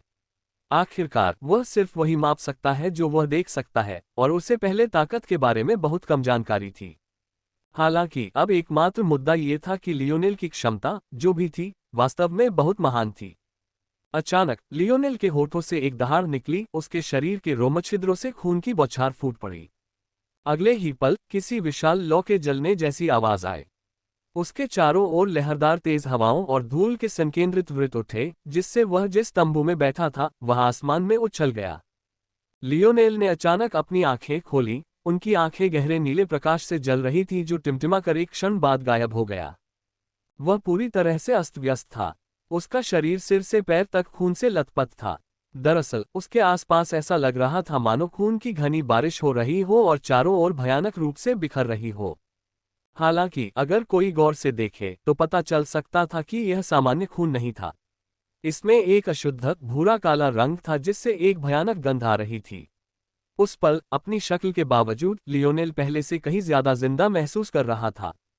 Lionel Morales. शक्ति 0.80, गति 0.75 जोड़ 0.1, चपलता 0.85 जोड़ 0.1, समन्वय 1.00, सहन शक्ति 0.87 जोड़ 0.05, प्रतिक्रिया 1.00, आत्मा 0.30। बस यही था, उसने मानव शरीर की सैद्धांतिक रूप से सहन करने योग्य सीमाएं पार कर ली थीं। उसके बाकी आंकड़े तो नहीं सुधरे थे, लेकिन ये बात तो समझ में आती थी। आखिरकार यह उसके दिमाग का नोड था, शरीर का नहीं।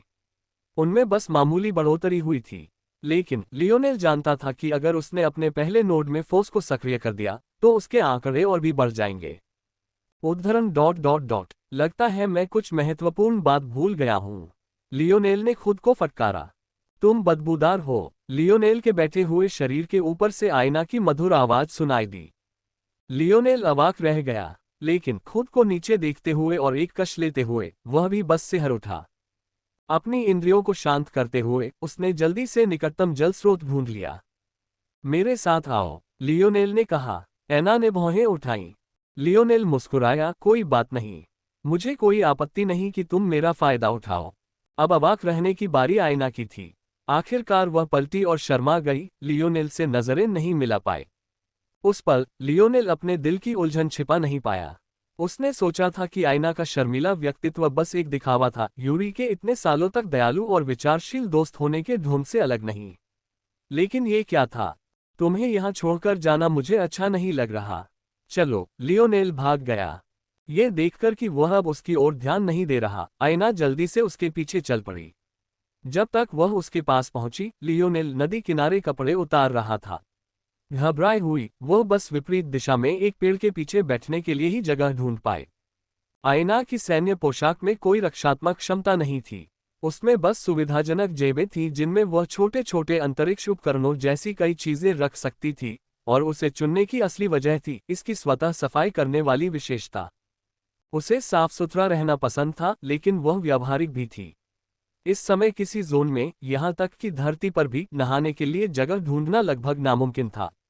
इसलिए हालांकि उसे अपनी कोमल त्वचा पर बहते पानी का एहसास याद आता था, फिर भी उसने नहाने का मन कर दिया। क्या आपको लगता है कि वे हमारे बिना ठीक रहेंगे? लियोनेल की आवाज ऐना तक पहुंची जब वह बारी बारी से खुद को और अपने कपड़ों को साफ कर रहा था। वे ठीक हो जाएंगे, आयना ने धीरे से कहा। उद्धरण चिन्ह ... यूरी जानता है कि क्या करना है। और हाँ, सिर्फ शुरुआती जोन ही एक ही टाइमलाइन पर काम करता है। हम जिस जोन में हैं उसका अनुपात 10 से 1 है। अभी तो 3 दिन भी नहीं बीते हैं। ओह, मुझे यह नहीं पता था। लियोनेल बुदबुदाया। आयना हमेशा उससे ऐसे बात करती थी मानो उसकी बातें साफ साफ दिख रही हों। क्या उसे एहसास नहीं था कि उसे कुछ समझ नहीं आ रहा था कि वह क्या कह रही है? लियोनेल ने भौहें चढ़ाईं। अंकल मोंटेज ने कहा था कि चूंकि पृथ्वी में इतनी क्षमता है, इसलिए कई अन्य दुनियाएं भी इस केक का एक टुकड़ा पाने की कोशिश कर रही हैं। उनके शब्दों से ऐसा लग रहा था कि उन्होंने मेटामॉर्फोसिस शुरू होने से पहले ही ऐसा करना शुरू कर दिया था। क्या आयना का परिवार इससे संबंधित हो सकता है? क्या आपने सचमुच अभी अभी अपना पहला नोट जलाया है? कई क्षणों की खामोशी के बाद आयना की मधुर आवाज फिर से उसके कानों में पड़ी। आप नोड्स के बारे में जानते हैं? लियोनेल ने आश्चर्य से पूछा। क्या तुम्हें लगता था कि तुम अकेली हो? लियोनेल को आयना की आवाज में हल्की मुस्कान सुनाई दे रही थी। वह उसे देखने की अपनी इच्छा को मुश्किल से रोक पा रहा था। कुछ मुझे इस विधि को सीखने के लिए बहुत कुछ करना पड़ा। मुझे नहीं लगता था कि दूसरे लोग पहले से ही इसके बारे में जानते होंगे। लियोनेल झूठ नहीं बोल रहा था। उसे डायमेंशनल क्लींस सिर्फ इसलिए मिला क्योंकि वह जोन क्लियर करने वाला पहला व्यक्ति था, और इस तरह उसे टियर 9 ब्लैक रिवॉर्ड मिला। वह तो सिर्फ एक ही हो सकता था, है ना? लेकिन ऐसा लग रहा था कि वह ये सोचना भूल गया था कि फोर्स तकनीक का इतना उच्च स्तर का होना जरूरी नहीं है। और अंकल मोंटेज के शब्दों से, हो सकता है कि दूसरों ने भी दूसरे तरीकों से खजाने हासिल कर लिए हों। शायद इसीलिए आयना के पास जरूरत से ज्यादा खजाने थे। मैंने अभी अभी अपनी पहली सिगरेट जलाई है। लियोनेल ने आखिरकार जवाब दिया। मैंने अपनी पहली जगह ब्रेन अटेम्प्ट चुनी थी, इसलिए ये काफी खतरनाक था। मुझे और तैयारी करनी चाहिए थी। आयना सकपका गई, तुमने अभी क्या कहा? लियोनेल ने भौहें चढ़ाई कि मैंने अपना दिमाग चुना है। क्या तुम पागल हो? ओह, उसे इसका क्या जवाब देना चाहिए था? उद्धरण चिन्ह डॉट डॉट डॉट। शायद आपने अपने पैरों पर कोई एक जगह क्यों नहीं चुनी? आप ज्यादा से ज्यादा 9 जगहें ही चुन सकते हैं, और ज्यादातर तो 1 सेकंड भी नहीं बना पाते। अभी बेतहाशा दिमाग चुनना न सिर्फ खतरनाक है, बल्कि अगर आप अपनी क्षमता के किसी पड़ाव पर पहुंच गए, तो आपकी शारीरिक शक्ति हमेशा कमजोर रहेगी। लियोनेल आयना की सिसकारियां लगभग सुन सकता था। ऐसा लग रहा था कि आयना, जो अपने से 3 गुना बड़े आदमी को गालियां दे सकती थी, बाहर आ गई है। उस रात उसे ये सब देखने का बहुत गुस्सा आया, लेकिन उसे यकीन था कि यह एक मनमोहक दृश्य था। मुझे पता था कि मुझे तुम्हें जगह देना चाहिए था। आयना ने फिर से अपने होंठ काटे। तुम्हें ऐसा नहीं करना चाहिए, इससे तुम्हारे होंठ पर निशान पड़ जाएंगे। आयना अपनी ही भड़ास से चौंक कर उठी जब उसने देखा कि लियोनेल उसके सामने गीले टपकते बालों के साथ खड़ा है। अगर वह आना चाहता था तो ठीक था, लेकिन क्या उसे सचमुच बिना शर्ट के आना था? उद्धरण चिन्ह डॉट डॉट डॉट। तुम समझ नहीं रहे हो। लोगों के सामने आने वाली अड़चनें हर कदम पर बदतर होती जा रही हैं। जब तक आप इतने भाग्यशाली नहीं हैं कि आप ऐसे वंश तत्व के साथ पैदा हुए हो जो आपको प्राकृतिक बल नोड्स प्रदान करता हो, तीसरे नोड से आगे पहुंचना असंभव है। आपको बल नोड दवाओं की आवश्यकता होगी, लेकिन पृथ्वी अभी उन्हें उत्पन्न नहीं कर सकती। लियोनेल मुस्कुराया, तुम्हें मेरी चिंता करने की जरूरत नहीं है। ये वह मुस्कुराहट थी जिसका अभ्यास उसने आईने के सामने कई बार किया था, वही मुस्कुराहट जो उसने सिर्फ इस एक व्यक्ति के लिए तैयार की थी। आयना को पूरी तरह से निहत्था देखकर उसके हृदय में संतोष की लहर दौड़ गई। जिस बुढ़े ने डायमेंशनल क्लींस लिखा है, वो सच में झूठा है। कल्टिवेटेड और नेचुरल फोर्स नोड्स में कोई फर्क नहीं है, मेरे बेवकूफ। कम से कम एक फुटनोट में तो लिख ही देते, बेवकूफ। होश में आने के बाद आयना की अभिव्यक्ति एक बार फिर गंभीर हो गई। यह अच्छी बात है कि तुम्हें पता है कि मैं चिंतित हूं। ऐसे में कम लापरवाह बनो और अपने अगले नोट के लिए अपना दाहिना हाथ चुनो। इससे तुम्हारी फेंकने की क्षमता में काफी सुधार आएगा। लियोनेल ने एक आज्ञाकारी बच्चे की तरह मासूमियत से सिर हिलाया, लेकिन अंदर से उसका सुनने का कोई इरादा नहीं था। अपने पहले नोट को जगाने के बाद लियोनेल को अपनी क्षमता की बेहतर समझ मिली। अगर उसे इसे एक शब्द में बताना हो तो वह था गणना। सरल शब्दों में कहें तो उसका दिमाग एक सुपर कंप्यूटर जैसा था। आंतरिक दृष्टि को अपनी क्षमता समझने की उसकी लगभग भूल की वजह ये थी कि उसका दिमाग उस जानकारी का इस्तेमाल किसी और की तुलना में कहीं बेहतर तरीके से कर सकता था। यही कारण था कि वह भरी हुई और खाली बंदूक के बीच उसके वजन से फर्क बता सकता था। यही कारण था कि वह किसी व्यक्ति के शरीर पर एक नज़र डालकर ही उसके आंकड़े बता सकता था। और यही कारण था कि उसे यकीन था कि नोड्स का एक ऐसा आदर्श विन्यास है जो उसके शरीर की क्षमता को अधिकतम कर सकता है। वह गलती से अपने मस्तिष्क के सटिम के साथ एकदम सही शुरुआत कर बैठे थे और उन्होंने तब तक दूसरा कदम उठाने की योजना नहीं बनाई थी जब तक कि उन्होंने अगला सही कदम खोजने के लिए पर्याप्त ज्ञान इकट्ठा नहीं कर लिया। हालांकि उसने अपनी बाहें, टांगें और छाती का ज्यादातर हिस्सा पहले ही हटा दिया था। उसे पूरा यकीन था कि दूसरा नोड उसकी रीढ़ की हड्डी में कहीं है, बस उसे उस सटीक जगह का पता लगाने के लिए कुछ और गणनाएं करनी थी। जहां तक आयना की चिंताओं की बात है, जो उसे नहीं पता था उससे उसे कोई नुकसान नहीं होगा। लगता है ऐना अपना 7वां फोर्स नोड बनाने की तैयारी कर रही है। उसके नोड लोकेशन असल में उसके साथ 93% अनुकूलता रखते हैं। मुझे इसकी उम्मीद नहीं थी। ओह, क्या कर रहे हो? आयना ने लियोनेल को देखते हुए भौहें चढ़ाईं। उसे एक पल के लिए लगा कि उसके सामने उसे नंगा कर दिया गया है, लेकिन उसे कोई तार्किक कारण नहीं सूझा। लियोनेल की आत्मा उससे बहुत ऊपर थी। अगर वह उसके ठीक सामने खड़ा न होता तो शायद उसे पता भी न चलता। लियोनेल अचानक अपने विचारों से बाहर आ गया। उसने अभी अभी कुछ ऐसा देखा था जिससे उसे समझ आ गया था कि आयना बिना बल ऊर्जा खींचे साधना क्यों कर रही थी। दरअसल वो बल तकनीक के अलावा एक और तकनीक का अभ्यास कर रही थी, जो उसके रक्त पर एक खास दबाव डालती थी। हालांकि लियोनेल सहज रूप से जानता था कि वह इस तकनीक का अभ्यास नहीं कर सकता। केवल आयना के खून वाले ही ऐसा कर सकते हैं। आखिर उसकी कहानी क्या है? माफ करना, बस आपके शब्द याद कर रहा हूं। लियोनेल ने एक सैनिक की तरह सलामी दी। फट, आयना हंसते हुए बोली। यह इतना चकाचौंध भरा दृश्य था कि लियोनेल समय में पूरी तरह से जम गया। उद्धरण। मुझे यकीन है कि उसे दर्पण के सामने इसका अभ्यास करने की जरूरत नहीं पड़ी होगी। तभी युद्ध के बिगुलों की आवाज उनके कानों में पड़ी। एक दूसरे की ओर देखते हुए वे युद्ध शिविर की ओर वापस भागे।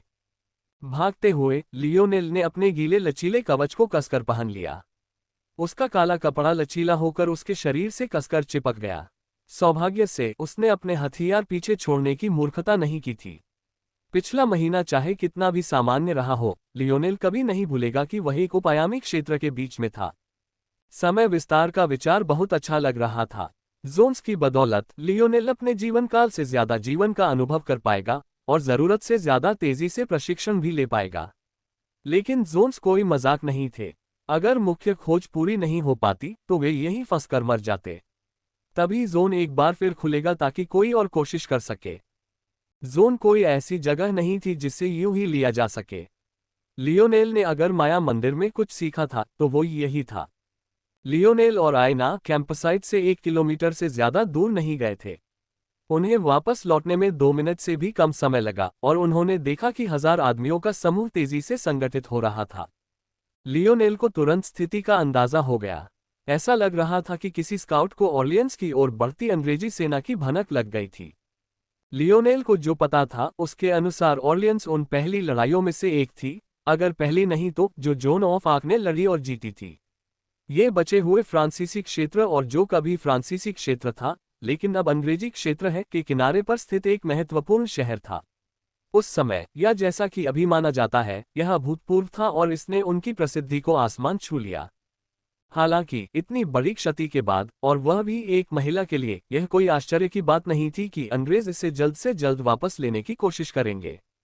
ये बस बदकिस्मती थी कि यह छावनी उनके रास्ते में आ गई।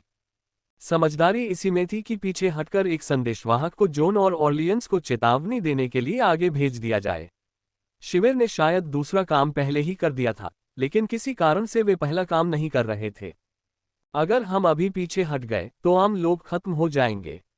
हमें जब तक हो सके तब तक डटे रहना होगा। लियोनेल की निगाहें झपक गईं। आखिरकार शूरवीर तो कुलीन ही थे। हालांकि इस दौर में फ्रांस में इन शूरवीरों को उचित रूप से प्रतिष्ठित करने के लिए पर्याप्त भूमि की कमी की समस्या थी, फिर भी ये तथ्य कायम रहा। उस जमाने में किसी कुलीन के लिए आम लोगों की परवाह करना कितना दुर्लभ था। मैंने इस जनरल फ्रैंक के बारे में पहले कभी नहीं सुना था, शायद इसलिए क्योंकि इसी कृत्य के कारण उनका नाम इतिहास से मिट गया था। लेकिन उनके कार्य सराहनीय हैं। लियोनेल ने आईना की तरफ देखा। मैं उनकी मदद करने जा रहा हूं। तुम एक अग्रिम पंक्ति की लड़ाकू हो, इसलिए अगर तुम ऐसी असंतुलित लड़ाई में कूदोगी तो बहुत ज्यादा खतरा होगा, बस मेरे बगल में रहो। लियोनेल अच्छी तरह जानता था कि वह और आयना दोनों ही इंसानों की हद पार कर चुके थे, लेकिन वे देवता नहीं थे। वे अब भी थक जाते थे, उन्हें अब भी चोट लग सकती थी और वे संख्याबल के आगे आसानी से झुक जाते थे। आयना ने अपना सिर हिलाने से पहले एक क्षण के लिए लियोनेल की ओर शून्य दृष्टि से देखा। यदि आप नहीं चाहते कि मैं मर जाऊं, तो आपको मेरे बचाव के लिए थोड़ा अतिरिक्त प्रयास करना होगा। उसकी आवाज में अब भी वही कोमलता थी, लेकिन उसमें एक अटल आदेश था। लियोनेल को लगा कि उसकी इच्छाशक्ति से कहीं ज्यादा मजबूत थी। लियोनेल ने अपनी आंखें बंद कर लीं। अगर वे खुली होती तो उनके भीतर एक गहरी झिलमिलाहट देखी जा सकती थी। जनरल फ्रैंक, क्या आपके साथ कोई घेराबंदी इंजीनियर है या कोई ऐसा है जिसे उनके साथ काम करने का अनुभव हो? ठीक है, हाँ, हमें अपने शिविर को अच्छी तरह से मजबूत करने के लिए कुछ की आवश्यकता है। अच्छा, इन्हें मुझे और कुछ आदमियों को दे दो ताकि हम लकड़ी काट सकें। तुम अपनी सुरक्षा व्यवस्था बना लो। सच कहें तो जनरल लियोनेल से इतना डर गया था कि उसने मना नहीं किया। जब इंजीनियरों ने लियोनेल की मांग सुनी तो वे उसे अजीब नजरों से देखने लगे। मांग बिल्कुल भी मुश्किल नहीं थी। दरअसल ये बेहद आसान थी। अंग्रेजों के रेंज में पहुंचने तक वे लियोनेल की मांगी गई तीनों मांगें आसानी से पूरी कर सकते थे। जब आप इंजीनियरों के लिए आवश्यक पेड़ों को काट लें तो उसके बाद कम से कम 50 शेवाल डे फ्रिज का निर्माण जारी रखें। शेवाल डे फ्रिज। लियोनेल ने अपना माथा थपथपाया। क्या ऐसी चीज का आविष्कार अभी तक नहीं हुआ था? बिना उचित अनुभव के 50 साल पूरे करना, जैसा उसने सोचा था, नामुमकिन होता। जब तक डिजाइन को सरल बनाओ। लियोनेल के दिमाग में एक विचार कौंधा। पल भर में उसे एक ऐसा विचार सूझा जो कारगर हो सकता था। जिस नदी में वह नहाया था, उसके एक हिस्से के चारों ओर फैले पेड़ों के विरल जंगल में जाकर उसने एक कुल्हाड़ी उधार ली और लगभग 8 इंच व्यास वाले एक पतले पेड़ को काट डाला। उन्होंने तेजी से काम किया और उदाहरण प्रस्तुत किया। उसने पेड़ की लंबाई को लगभग 1.5 मीटर लंबे टुकड़ों में बांटा। फिर उन टुकड़ों को चौड़ाई में चौथाई भागों में काटा। अंत में एक ही पेड़ से उसे कुल मिलाकर 1.5 मीटर लंबे 8 टुकड़े मिले। कुल्हाड़ी लहराते हुए उसने इन टुकड़ों के दोनों सिरों को काटना शुरू कर दिया। आखिरकार वे दोमुए भालों जैसे दिखने लगे, हालांकि भाले की मोटाई उससे कहीं ज्यादा थी। शेवाल डे फ्रीज एक ऐसा उपकरण है जो घुड़सवार सेना के आक्रमण को बेअसर कर सकता है। ये घोड़ों के रास्ते में घातक अवरोध लगाकर उनके आक्रमण को रोकता है। अगर घुड़सवार सेना के लोग अपने खतरे को जानते भी हैं और उनसे बचते भी हैं, तो भी यह उनके आक्रमण को धीमा कर देगा और उनकी संरचना को बाधित कर देगा। अगर उन्हें इसका एहसास नहीं है तो परिणाम और भी विनाशकारी होंगे। मैं चाहता हूं कि इंजीनियरों की जरूरत की चीजें तैयार करने के बाद आप भी ठीक वैसा ही करें जैसा मैंने किया था। फिर लियोनेल ने अपने द्वारा बनाए गए 3 दोहरे सिरे वाले भालों को लगभग 1 फुट की दूरी पर मिट्टी में गाड़ दिया। इन्हें इसी तरह 3-3 के समूह में जमीन में दबाएं। व्यवस्थित तरीके से लड़ाई को कवर करने वाली पंक्तियों में काम करें। 3 के हर समूह के बीच लगभग 2 मीटर की जगह छोड़ें और लगभग 100 मीटर तक एक पंक्ति बनाएं। जब आप 100 मीटर की लाइन बिछा लें तो लगभग 5 मीटर पीछे हट जाएं और एक नई लाइन शुरू करें, लेकिन उन्हें पहली लाइन के समान स्थिति में न रखें, वरना दुश्मन सीधे अंतरालों से हमला कर सकता है। इसे इस तरह बनाएं कि अगर कोई दुश्मन आगे निकल भी जाए तो उसे लगातार मुड़ना और अपनी गति धीमी करनी होगी। क्या तुम समझ रहे हो? योद्धाओं ने उत्साह से सिर हिलाया और अपने काम पर निकल पड़े। उन्हें थोड़ा संदेह था कि सिर्फ किले गाड़ देने से घुड़सवार सेना कैसे रुक सकती है, लेकिन अपने सेनापति की तरह वे भी खंडन करने से बहुत डर रहे थे। लियोनेल की उम्मीदों के विपरीत जनरल फ्रैंक ने लियोनेल के लिए 100 सैनिकों को समर्पित कर दिया। लियोनेल ने सोचा भी नहीं था कि उसे इतना समर्थन मिलेगा, इसलिए उसने बहुत कम की मांग की थी। लेकिन उसने उनकी धार्मिक कट्टरता को कम करके आंका था। अगर वे ऐसे नहीं होते तो वे जोन जैसी छोटे से गांव की लड़की पर अपनी जान क्यों सौंपते? जब तक लियोनेल की पैनी निगाहें क्षितिज के पार अंग्रेजों को देख पाती, जो सूर्य की तेज रोशनी में एकदम आयताकार संरचनाओं में मार्च कर रहे थे, तब तक युद्ध का मैदान तैयार हो चुका था। ये जितना हो सकता है उतना सही है, लियोनेल ने मन ही मन सोचा। हमारे पीछे वाली नदी में बस एक ही उथला बिंदु है जिसे पार करने के लिए 10 मील का रास्ता है। उनके पास यहां से होकर आने के अलावा कोई चारा नहीं है। शिविर को पहले ही एक छोटी पहाड़ी पर अस्थायी किले के रूप में चुना जा चुका है और सब कुछ मेरी नजर में है। लियोनेल लकड़ी की सीढ़ियों के एक सेट के शीर्ष पर चढ़ गया। यही वह उपकरण था जिसे उसने घेराबंदी के इंजीनियरों से बनवाने को कहा था। यह एक साधारण सा ऊंचा चबूतरा था। दूर से देखने पर यह एक सीढ़ी जैसा दिखता था जो कहीं नहीं जाती थी। इसे एक सरलीकृत घेराबंदी मीनार माना जा सकता है। अंतर यह था कि यहाँ कोई किले की दीवार नहीं थी और यह सामान्य से काफी छोटा था। लेकिन लियोनेल के लिए यह ऊंचाई काफी थी, खासकर छावनी की ऊंची स्थिति को देखते हुए।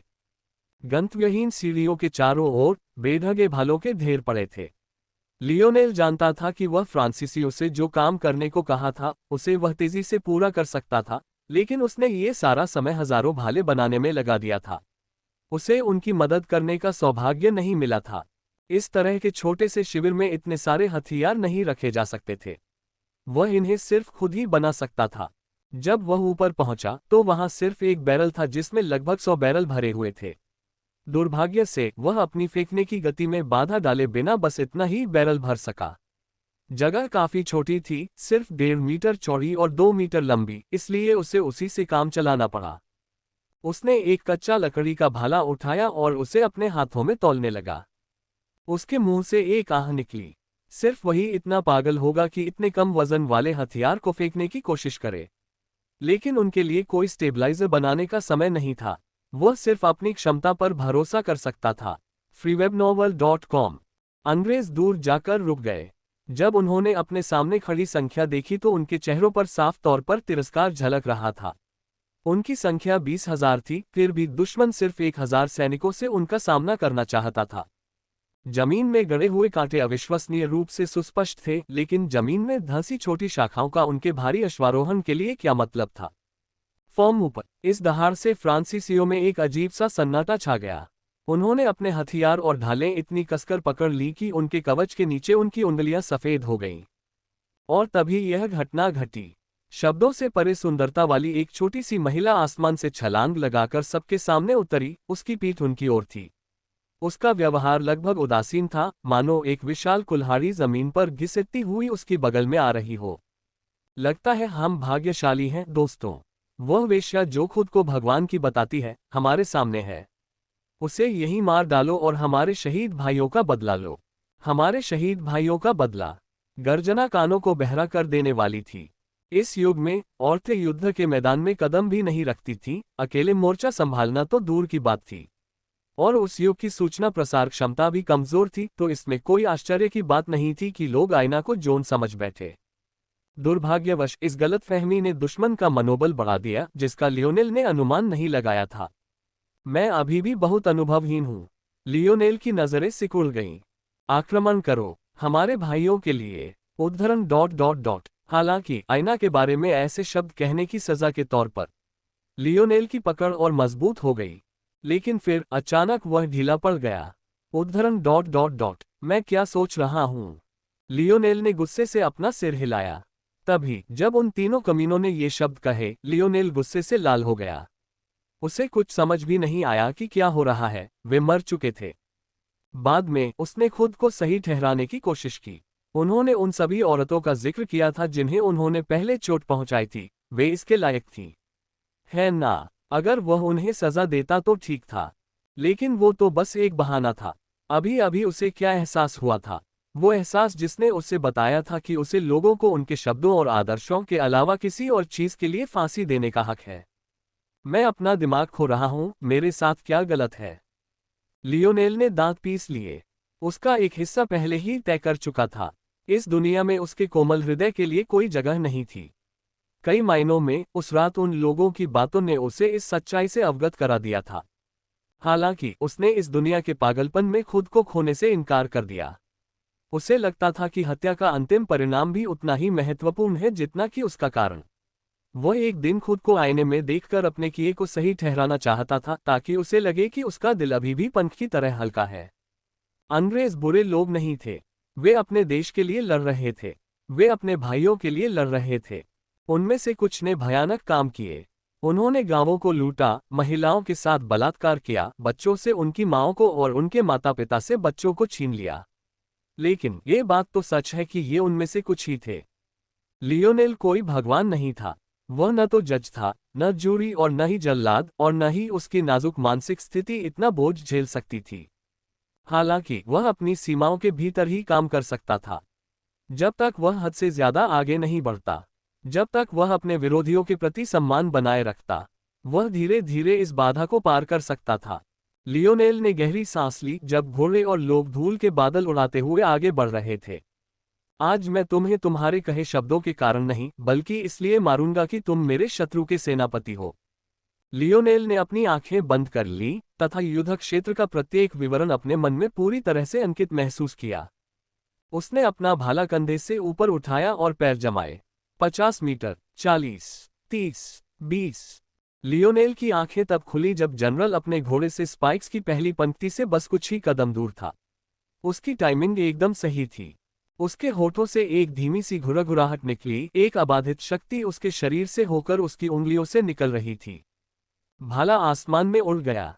भाला इतना जोरदार था कि कोई भी असंतुलित भार अपनी उपस्थिति दर्ज कराने में असमर्थ रहा, और भाला बिल्कुल सीधा उड़कर दुश्मन सेनापति के हेलमेट के छेद में जा लगा। जैसे ही पहला खून काटा गया, घुड़सवार सेना कीलों की पहली पंक्ति से टकरा गई। छाती छिद जाने और पैर टूट जाने के कारण घोड़ों की चीखें युद्ध के मैदान में गूंजने लगीं। अंग्रेज घुड़सवार सैनिक पूरी तरह से अचंभित होकर हवा में उछल पड़े। लेकिन इससे पहले कि वे संभल पाते, उनके साथी हमलावर योद्धाओं ने पीछे से उन पर हमला बोल दिया, जिससे अग्रिम पंक्ति पूरी तरह से अस्त व्यस्त हो गई, जो फ्रांसीसी सैनिकों की अग्रिम पंक्ति से 50 मीटर भी दूर नहीं थी।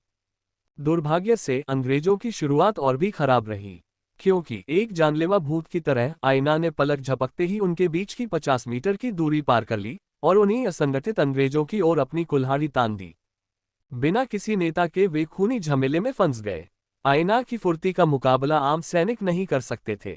उसकी कुल्हाड़ी के एक वार से कम 5 जाने जा सकती थी, कभी कभी तो 10 भी। लियोनेल का सहारा लेकर वह बिना किसी हिचकिचाहट के लड़ाई में कूद पड़ी। शायद वह थोड़ी ज्यादा ही लापरवाह थी। लियोनेल अपनी पीठ पर ठंडे पसीने के साथ बस देखता रह गया और जितनी जल्दी हो सके उतने भाले फेंकता रहा। अपने बैरल की ओर हाथ बढ़ाते हुए लियोनेल को एहसास हुआ कि उसका बैरल खत्म हो गया है। वह बस दौड़कर नीचे आया और दूसरा बैरल उठाकर ऊपर ले गया। ये ठीक नहीं है। योजना बहुत अच्छी तरह काम कर रही है। लियोनेल ने एक और भाला फेंका जिससे एक और जीवन प्राप्त हुआ। एक गंभीर समस्या उसे साफ दिखाई दे रही थी। अंग्रेजों की पहली पंक्ति इतनी बुरी तरह से बिखर चुकी थी कि उनमें से सबसे आगे का खिलाड़ी भी अभी तक तीसरी रक्षा पंक्ति पार नहीं कर पाया था। इसके कारण आयना, जो शुरू से ही उनका लक्ष्य थी, को फ्रांसीसी लोगों का समर्थन नहीं मिल रहा था, जो इस प्रकार स्तब्ध खड़े थे मानो वे देवताओं का कार्य देख रहे हों। कांटों की वजह से अब आगे बढ़ने से उनकी बढ़त छिन जाती। बेहतर यही था कि वे आखिरी रक्षा पंक्ति के अंत में रुककर अपना कत्लेआम शुरू कर दें। लेकिन लियोनेल का जाल और आयना का पराक्रम बहुत ज्यादा जबरदस्त था, इसलिए दुश्मन उस लक्ष्य तक पहुंचने के आसपास भी नहीं था। ये सुनने में तो अच्छी बात लग सकती है, लेकिन लियोनेल के गणनाशील दिमाग ने समझ लिया कि यह बिल्कुल भी अच्छी बात नहीं है। हालात जिस तरह से चल रहे थे, आयना पर बहुत ज्यादा दबाव होगा। उसके पास फेंकने के लिए सिर्फ एक ही हाथ था, इसलिए उसे पूरी तरह से कवर कर पाना उसके लिए नामुमकिन था। हालांकि उसके बेहतरीन समन्वय ने उसे उभयहस्त क्षमता प्रदान की थी, लेकिन ढाल चलाने के लिए उसे अपने बाएं हाथ की जरूरत थी। अरे धनुर्धारियों, उस आदमी को मार गिराओ। अब तक अंग्रेजों ने युद्ध पर लियोनेल के प्रभाव को समझ लिया था। उन्हें यकीन ही नहीं हो रहा था कि कोई आदमी इतनी सटीकता से भाला फेंक सकता है, और वो भी इतनी घटिया क्वालिटी का। लेकिन जो उनके सामने था उसे वे स्वीकार ही कर सकते थे। धनुर्धर स्वभाव से ही सेना के पिछले हिस्से में स्थित होते थे, इसलिए अग्रिम पंक्ति में होने वाली गड़बड़ी का उन पर सबसे कम असर पड़ता था। दुर्भाग्य से अंग्रेजों के लिए युद्ध के मैदान की आवाजों के बीच एक सामान्य इंसान की तरह चीखना असंभव था। मध्ययुगीन सेनाएं आमतौर पर आदेश देने के लिए सींग और झंडों के संयोजन का इस्तेमाल करती थीं, लेकिन अपने सेनापति के चले जाने के बाद ये कहना जितना आसान था, करना उतना आसान नहीं था। जब तक दूसरे नंबर के कमांडर ने आखिरकार स्थिति को संभाला और उचित संकेत के लिए आदेश भेजे, तब तक उनकी पूरी अग्रिम पंक्ति पहचान से बाहर हो चुकी थी। कटे हुए शरीर, खून और अंगों से भरे तालाब और आंखों में आंसू लिए लोगों का एक भयावह दृश्य एक भयानक नरक का चित्रण कर रहा था। ऐना, पीछे हटो। अंग्रेजों के उलट लियोनेल का शरीर अब सामान्य नहीं रहा। उसकी आवाज में एक ऐसा वजन था जो उनकी आवाज में नहीं था। लेकिन लियोनेल को यह देखकर आश्चर्य हुआ कि ऐना ने उसकी बात नहीं सुनी। लियोनेल के होंठ फड़क उठे। वह हमेशा उसकी लापरवाही की बात करती थी, पर यह क्या? उन लंबे तीरंदाजों की मारक क्षमता ज्यादा से ज्यादा 200 मीटर तक होती है। हालांकि मेरे और उनके बीच सिर्फ 150 मीटर का ही फर्क है। वे यहां से मुझे जरूर मार सकते हैं। धिक्कार है, आयना। लियोनेल घेराबंदी टॉवर से नीचे उतरा, भालों का एक और बैरल पकड़ा और उसे ऊपर उठा लिया। तभी उसकी ओर तीरों की वर्षा होने लगी, लेकिन वह पहले से ही तैयार था। लियोनेल ने पहले ही नोटिस कर लिया था कि आयना का फैसला थोड़ा गड़बड़ था। उसकी पीठ पर लगा भाला असल में डी ग्रेड का था, लेकिन यह छोटी सी ढाल तो सिर्फ एक क्षमता वाला सी ग्रेड का खजाना था। लियोनेल ने अपनी बाईं बाह में बंधी ढाल को सिर के ऊपर उठाया। पल भर में उसका आकार 10 गुना बढ़ गया और आसमान में एक विशाल छतरी बन गई। धातु के तीरों की झनकार ढाल से टकराकर उछल रही थी और जरा भी खरोंच नहीं आ रही थी। 15वीं सदी के हथियार सी ग्रेड के खजाने को कैसे नुकसान पहुंचा सकते थे? लियोनेल का दिमाग तेजी से घूम गया। उस पल ढाल से टकराकर वापस आने वाले हर तीर की झनकार के साथ उसने अपने मन में एक तस्वीर खींची। उसकी गति, उसका त्वरण। प्रत्येक तीर उसके मन में प्रक्षेपित किया गया तथा उसके संपर्क बिंदु से लेकर उस स्थान तक एक सटीक रेखा खींची गई जहां उसे छोड़ने वाला धनुर्धर था। लियोनेल ने एक लक्ष्य पर निशाना साधा। उसकी दाहिनी ओर 2 उंगलियां पहुंची और उसने अपने धातु के बर्तन से एक तीर निकाला। उसकी ढाल अभी भी उसके सिर के ऊपर थी। उसने अपनी अंगुलियों को ऊपर की ओर झटका, जिससे तीर कुछ क्षण के लिए उसकी ओर घूम गया और उसने अपनी कमर से इटलाटल को फाड़ दिया। पूर्ण समन्वय में डार्ट का घूमना एटिलटल के प्रकट होने से रुक गया और वह अपने सही स्थान पर आ गया, मानो उसे अपना आदर्श स्थान मिल गया हो। लियोनेल का बायां हाथ एक तरफ घूम गया और उसने अपनी ढाल से बाकी तीरों को भी दूर फेंक दिया। उसी क्षण उसका दाहिना हाथ आगे बढ़ा और बाएं हाथ की गति का फायदा उठाते हुए एक चांदी का तीर हवा में 200 किलोमीटर प्रति घंटे से भी ज्यादा की रफ्तार से दौड़ा दिया। निशाना साधे धनुर्धर के पास कोई मौका नहीं था। वह अपनी टुकड़ी में सर्वश्रेष्ठ था। लियोनेल उसके तीर की ताकत से यह बात समझ गया था। लेकिन इस दिन वह गिर पड़ा। यह सिलसिला जारी रहा। लियोनेल ने बारी बारी से आयना की पीठ को कच्चे भालों से बचाया और अपने एटलेट से धनुर्धर को मार गिराया। वह जानता था कि उसके पास सभी धनुर्धरों को मार गिराने के लिए पर्याप्त तीर नहीं थे, लेकिन उसके पास कोई विकल्प नहीं था। चलो पीछे हटो, पीछे हटो, लियोनेल ने दांत पीसते हुए कहा। अचानक उसने महसूस किया कि उसके नीचे स्थित घेराबंदी का टॉवर तीरों की एक और बारिश के कारण टूट गया। लियोनेल ने नीचे छलांग लगा दी, इससे पहले कि वह एक तरफ झुक जाए। उसे पहले से ही इसकी उम्मीद थी। जिस ढांचे को वे बनाने के लिए संघर्ष कर रहे थे, वह तीरों के इतने ही वार झेल सकता था। लेकिन इसीलिए लियोनेल ने 3 ढांचे बनवाए थे। लियोनेल युद्ध क्षेत्र में तेजी से आगे बढ़ता हुआ अगले घेराबंदी वाले बुर्ज की ओर बढ़ रहा था। उसे उखाड़ने के लिए उसने अपनी अमानवीय शक्ति का प्रयोग किया, लेकिन अंततः फ्रांसीसी और अंग्रेज आपस में भिड़ गए। हालांकि लियोनेल को अपने दिल को शांत करना मुश्किल लग रहा था। आयना ने ऐसा दिखावा किया था जैसे उसने उसकी बात अनसुनी कर दी हो और अब वह अंग्रेजों के और भी गहरे दायरे में पहुंच चुकी थी। अगर वे अपने तीर उस पर केंद्रित न करते तो उसे नहीं पता था कि उसकी रक्षा करना संभव होगा भी या नहीं। अंतिम दहाड़ के साथ लियोनेल ने घेराबंदी टॉवर को सीधा खड़ा कर दिया तथा इस स्थान पर छोड़े गए बैरल में से एक को अपने साथ ऊपर खींच लिया। अरे वह क्या सोच रही है। अच्छी खबर यह थी कि अगर अंग्रेज अब से उसे नजरअंदाज करके आयना को निशाना बनाना भी चाहें, तो वे सिर्फ अपने ही लोगों को निशाना बनाएंगे। बुरी खबर यह थी कि ऐसा सिर्फ इसलिए था क्योंकि आयना उनकी संख्या में इतनी गहराई तक पहुंच चुकी थी कि पैदल सेना के समुद्र में वह एक छोटी सी बिंदी थी। लियोनेल ने भौहें चढ़ाईं, कुछ गड़बड़ है। आयना एक अकेली चमकती हुई सितारा सी थी। अकेली और घिरी होने के बावजूद उसके चारों ओर 5 मीटर का एक ऐसा दायरा था जिसके भीतर कोई अपनी जान नहीं बचा सकता था। दूर से ऐसा लग रहा था जैसे अंग्रेज सेना 3 हिस्सों में बंट गई हो। तीरंदाजों का एक समूह अपनी ताकत लियोनेल पर केंद्रित कर रहा था, दूसरा फ्रांसीसी सैनिकों पर हमला कर रहा था और आखिरी समूह पूरी तरह से उस छोटी सी महिला पर केंद्रित था जिसके हथियार का आकार उसके शरीर से दुगुना था। हालांकि आयना अजेय लग रही थी, लियोनेल उसके शरीर की गर्मी को अस्वस्थ गति से बढ़ता हुआ देख सकता था। उसकी सहनशक्ति कम हो रही है। लियोनेल की भौहें और गहरी हो गईं। लड़ाई शुरू हुए अभी 30 मिनट भी नहीं हुए थे, लेकिन एक आम इंसान ऐसी परिस्थितियों में कितनी देर लड़ सकता है। हालांकि वह एक आम इंसान से कहीं ज्यादा ताकतवर थी, लेकिन उस पर जो बोझ था वह भी कई गुना ज्यादा था। एना, पीछे हटो, लियोनेल ने एक बार फिर अपनी पूरी ताकत से चिल्लाकर अपनी आवाज निकाली। हालांकि इस बार पीछे हटने के तेज हॉर्न उसके ऊपर से गुजरे जिससे उसकी चीखें पूरी तरह से दब गईं।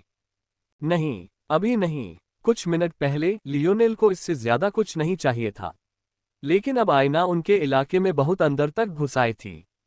लियोनेल का हाथ पीछे मुड़ा और उसने एक और कच्चा भाला आगे की ओर फेंका। एक तेज आवाज के साथ वह उछलकर आयना की विशाल कुल्हाड़ी से अलग हो गया। आयना का सिर आखिरकार पीछे की ओर झुक गया, लेकिन लियोनेल कभी समझ ही नहीं पाया कि उसके चेहरे पर क्या भाव थे। वह बस उसकी आंखों की तेज सुनहरी चमक देख पाया, जिसमें एक टिमटिमाती लालिमा छिपी थी जो मानो किसी नारकीय ज्वाला की गहराई हो। लगभग 100 मीटर की दूरी के बीच लियोनेल बस एक ही बात समझ पा रहा था। उसकी आंखें मानो उसे वहां से चले जाने को कह रही थीं। उसने उन्हें एक बार पहले भी ऐसे देखा था। उस दिन उसने कॉनराड को मार डाला और उसे ऐसे घूर रही थी मानो वह हर पल का गवाह बनना चाहती हो। उस समय वह इतना स्तब्ध था कि समझ ही नहीं पाया कि वह क्या कहना चाह रही थी।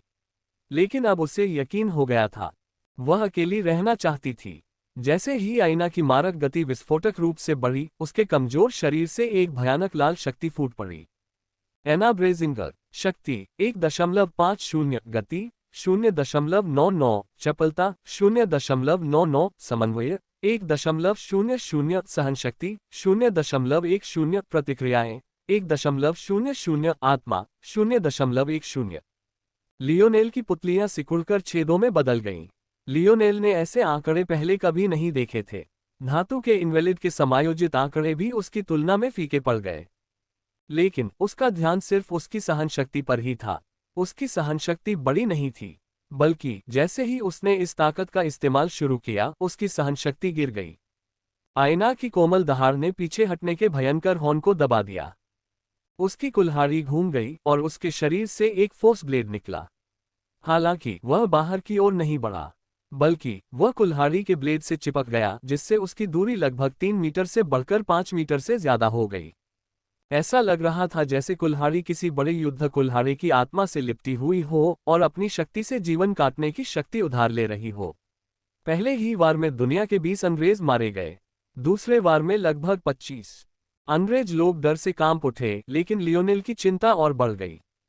तीसरे वार में आईना लड़खड़ा गई और उसकी कुल्हाड़ी की आत्मा फीकी पड़ गई, जिससे मरने के लिए नियत आधे अंग्रेजों को जिंदगी की नई राह मिल गई। सिर्फ इतना ही नहीं, बल्कि उन्हें अचानक पहले से ज्यादा आत्मविश्वास भी महसूस हुआ। आईना के सामने अंग्रेजों की एक दीवार खड़ी थी। पीछे हटते हुए अंग्रेजों ने उसे अंदर आने से रोक दिया। लियोनेल को यह भी पता नहीं चला कि वह क्या कर रहा है। इससे पहले कि वह अपने घेराबंदी टॉवर की रेलिंग के ऊपर से कूदकर हवा में गिरता, उसने खुद को गिरते हुए पाया। कुछ गड़बड़ है। पल भर में लियोनेल उन फ्रांसीसी सैनिकों की कतार में से निकल गया जिन्होंने पीछा न करने का फैसला किया था। अंग्रेजों के पास अभी भी अपनी मूल संख्या से 16,000 से ज्यादा सैनिक थे। अब 1,000 से भी कम संख्या के साथ उनका पीछा करना मूर्खता से कम नहीं था। हालांकि ये ऐसी चीजें नहीं थी जिनकी लियोनेल को परवाह थी। मेरे रास्ते से हट जाओ, उसे मार डालो, जोन ऑफ आर्क को मार डालो। लियोनेल के दिल में बेचैनी बढ़ती जा रही थी। उसके सामने अंग्रेजों की एक दीवार खड़ी थी। हर कोई आईना पर पूरी तरह से टूट पड़ा था। वे सब उसे पूरी तरह से नजरअंदाज कर रहे थे। कुछ अनुभवी सैनिकों के अलावा, जिन्हें पीछे हटने की स्थिति में पिछली पंक्ति को संभालने का काम सौंपा गया था, वहां कुछ भी नहीं था। लियोनेल का जबड़ा कस गया। ऊंचे स्थान से दूर होने के कारण वह अब आईना को अपनी नजरों से ओझल भी नहीं देख पा रहा था। वह सिर्फ उसके द्वारा उत्सर्जित बल की दिशा को महसूस कर पा रहा था। लियोनेल का एक हिस्सा इन सैनिकों से नफरत करना चाहता था, क्योंकि ये उसके सामने खड़े थे, आईना तक उसका रास्ता रोक रहे थे। लेकिन अपनी उस इच्छाशक्ति से, जिसका उसे अंदाजा भी नहीं था, उसने उस नफरत को दबा दिया। उसने खुद से वादा किया था कि वह क्रोध में आकर किसी की हत्या नहीं करेगा। सांस लो, लियोनेल, उसने खुद से कहा। धीरे से अपनी पीठ से भाला खींच लिया। उसे यह अजीब तरह से जाना पहचाना सा लगा। काला स्टील जो उसके स्पर्श से ठंडा लग रहा था, उसके सिरे पर सपाट चांदी का ब्लेड, सब कुछ उसकी हथेली में एकदम संतुलित लग रहा था। शरीर लगभग 2 मीटर लंबा था और धार भी लगभग 2 फीट से थोड़ी ज्यादा। आकार में यह भाले से ज्यादा ग्लेव जैसा था, लेकिन इसकी चमकदार नोक इसकी असली पहचान बता रही थी। 3 चमकती हुई किरणें आगे की ओर निकली, जिससे 3 अंग्रेजों की गर्दन में छेद हो गया। एक हाथ में ढाल थी, दूसरे में भाला था, खून टपक रहा था। लियोनेल ने गहरी सांस ली। उसकी निगाहें एक तेज नीली हीरे जैसी रोशनी से टिमटिमा रही थीं। Lionel Morales. शक्ति 0.80, गति 0.75 जोड़ 0.1, चपलता 0.99 जोड़ 0.10, समन्वय 1.10, सहन शक्ति 0.99 जोड़ 0.05, प्रतिक्रियाएं 1.10, आत्मा 0.40। शरीर में शक्ति के प्रवाह का एहसास बयान करना मुश्किल था। अगर लियोनेल कोशिश करता तो ऐसा लगता जैसे मुलायम तकियों के बिस्तर पर लेटना हो या गर्मी के किसी तपते दिन पानी की धुंध में चलना हो। ये सिर्फ अच्छा ही नहीं, सही भी लगता था, मानो यही अस्तित्व की असली अवस्था हो। लियोनेल को समझ नहीं आ रहा था कि उसकी सहनशक्ति क्यों बढ़ गई थी जबकि आईना की कमजोर थी, लेकिन उसके पास सोचने का वक्त ही नहीं था। दरअसल अगर वह थोड़ी देर भी इस बारे में सोचता तो उसे एहसास होता कि चूंकि उसका समन्वय बढ़ गया था, इसलिए वह अपनी क्षमताओं का ज्यादा कुशलता से इस्तेमाल कर पा रहा था, जिससे उसे वही परिणाम पाने के लिए कम ताकत लगानी पड़ रही थी। हालांकि लियोनेल की ताकत और गति बरकरार रही, लेकिन उसकी युद्ध क्षमता बिल्कुल अलग स्तर की थी। अंग्रेजों की चाल लगभग बेहद धीमी थी। उसका भाला किसी सांप की तरह हवा में रेंग रहा था, हर वार से गला चीर रहा था और रीढ़ की हड्डी को चीर रहा था। लियोनेल के लिए यह उनकी जान लेने का सबसे मानवीय तरीका था। भाला चलाने में कुछ ऐसा था जो उसे अपनी छड़ी से अलग लगा। लियोनेल ने युद्ध का कम अनुभव होने के कारण छड़ी चुनी थी। उसे लगा कि लंबी दूरी के हथियार से उसे आसानी होगी। हालांकि भाले के साथ इस तथ्य के बावजूद कि उसे इसका कोई वास्तविक अनुभव नहीं था, वह आज़ाद महसूस कर रहा था। उसके शरीर के भीतर कुछ मचल रहा था, मानो नींद से जाग रहा हो, मानो इसी पल का इंतजार कर रहा हो।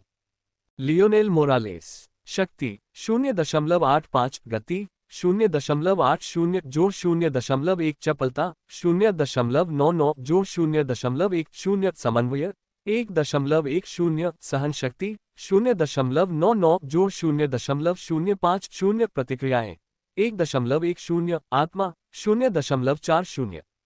लियोनेल के शरीर में छिपी दवा का और ज्यादा हिस्सा फैल गया, जिससे उसकी ताकत और गति में 0.05 गुना इजाफा हो गया। उसे लगा जैसे उसका खून खौल रहा है, लेकिन यह थकान नहीं थी, यह उत्साह था। लियोनेल मौत और हत्या से अपनी नफरत भूल गया। उसकी बाहों का अजीब सा समन्वय स्थिर हो गया। चलना सीख रहे बच्चे की तरह उसका भाला उसकी फुर्ती पर कम और उसके कौशल पर ज्यादा निर्भर हो गया। ऐसा लग रहा था जैसे वह युद्ध में चल रहा हो, हर कदम पर 5 मीटर आगे बढ़ रहा हो और उसके पीछे लाशों का ढेर लगा हुआ हो। फ्रांसीसी लोग स्तब्ध रह गए। क्या ईश्वर किसी मनुष्य को यही शक्ति दे सकता है? लियोनेल का भाला लगभग काले चाबुक की तरह दिख रहा था, जो सुरक्षा बलों के चारों ओर घूमता और घूमता हुआ सुपरसोनिक गति से वापस आ रहा था। वह उसकी उपस्थिति को करीब आते हुए महसूस कर सकता था, लेकिन साथ ही कमजोर भी। आयना पहले ही अपनी अंतिम सीमा पर पहुंच चुकी थी। लियोनेल को नहीं पता था कि उसके साथ क्या हुआ है, लेकिन वह जानता था कि उसे यहां से ले जाना होगा। ऐना, लियोनेल ने एक अन्य अंग्रेज को काटते हुए दहाड़ते हुए कहा। लियोनेल को चाहे कितना भी अच्छा महसूस हो, उसे पता था कि उसकी ताकत की एक सीमा है। उसकी सहनशक्ति असीमित नहीं थी। अंग्रेजों की भीड़ के बीच से 50 मीटर आगे बढ़ने भर से ही उसकी 0.99 सहनशक्ति काम करने लगी थी। उसके खून में जो भी अजीबोगरीब घटनाएं घट रही थीं, वे उसकी सहनशक्ति को पहले से कहीं ज्यादा तेजी से खा रही थीं। लियोनेल को शक था कि जो कुछ वह अभी अनुभव कर रहा था, आयना उससे 10 गुना ज्यादा अनुभव कर रही थी। और तेज, लियोनेल ने दांत पीसते हुए और भी तेज गति से आगे बढ़ना शुरू कर दिया।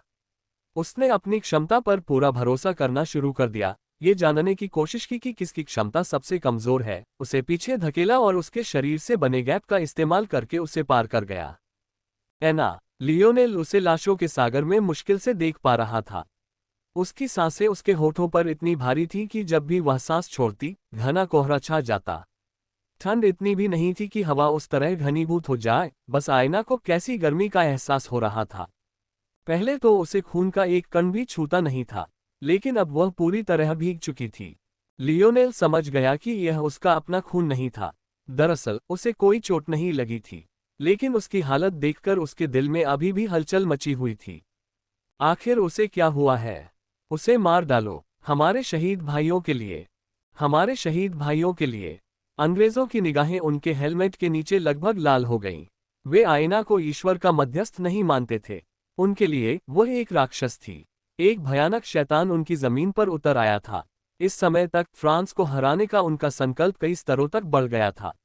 ईश्वर भक्त होने के नाते इन शैतान पूजकों को अपनी जमीन से खदेड़ना उनका कर्तव्य था।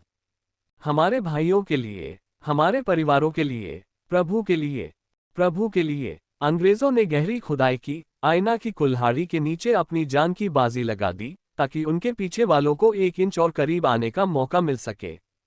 लियोनेल अपने अंदर उनसे नफरत करने की हिम्मत नहीं जुटा पा रहा था। भले ही वे उस अकेली औरत पर टूट पड़े जिसने कभी उसके दिल को झकझोर दिया था, अब उसे एहसास हुआ कि गुस्से में उन्हें न मारना कितना सही था। ये वो मर्द थे जो उसके सम्मान के हकदार थे। अपनी ताकत से कहीं ज्यादा ताकत के सामने भी उन्होंने अपना सब कुछ दांव पर लगा दिया। यही मानव जाति की ताकत थी, एक ऐसा समुदाय जो सबसे भयानक परिस्थितियों में भी जीवित रहने के लिए संघर्ष करता रहा। यही कारण था कि सम्राट गर्वेस फॉक्स के कृत्य इतने निंदनीय थे।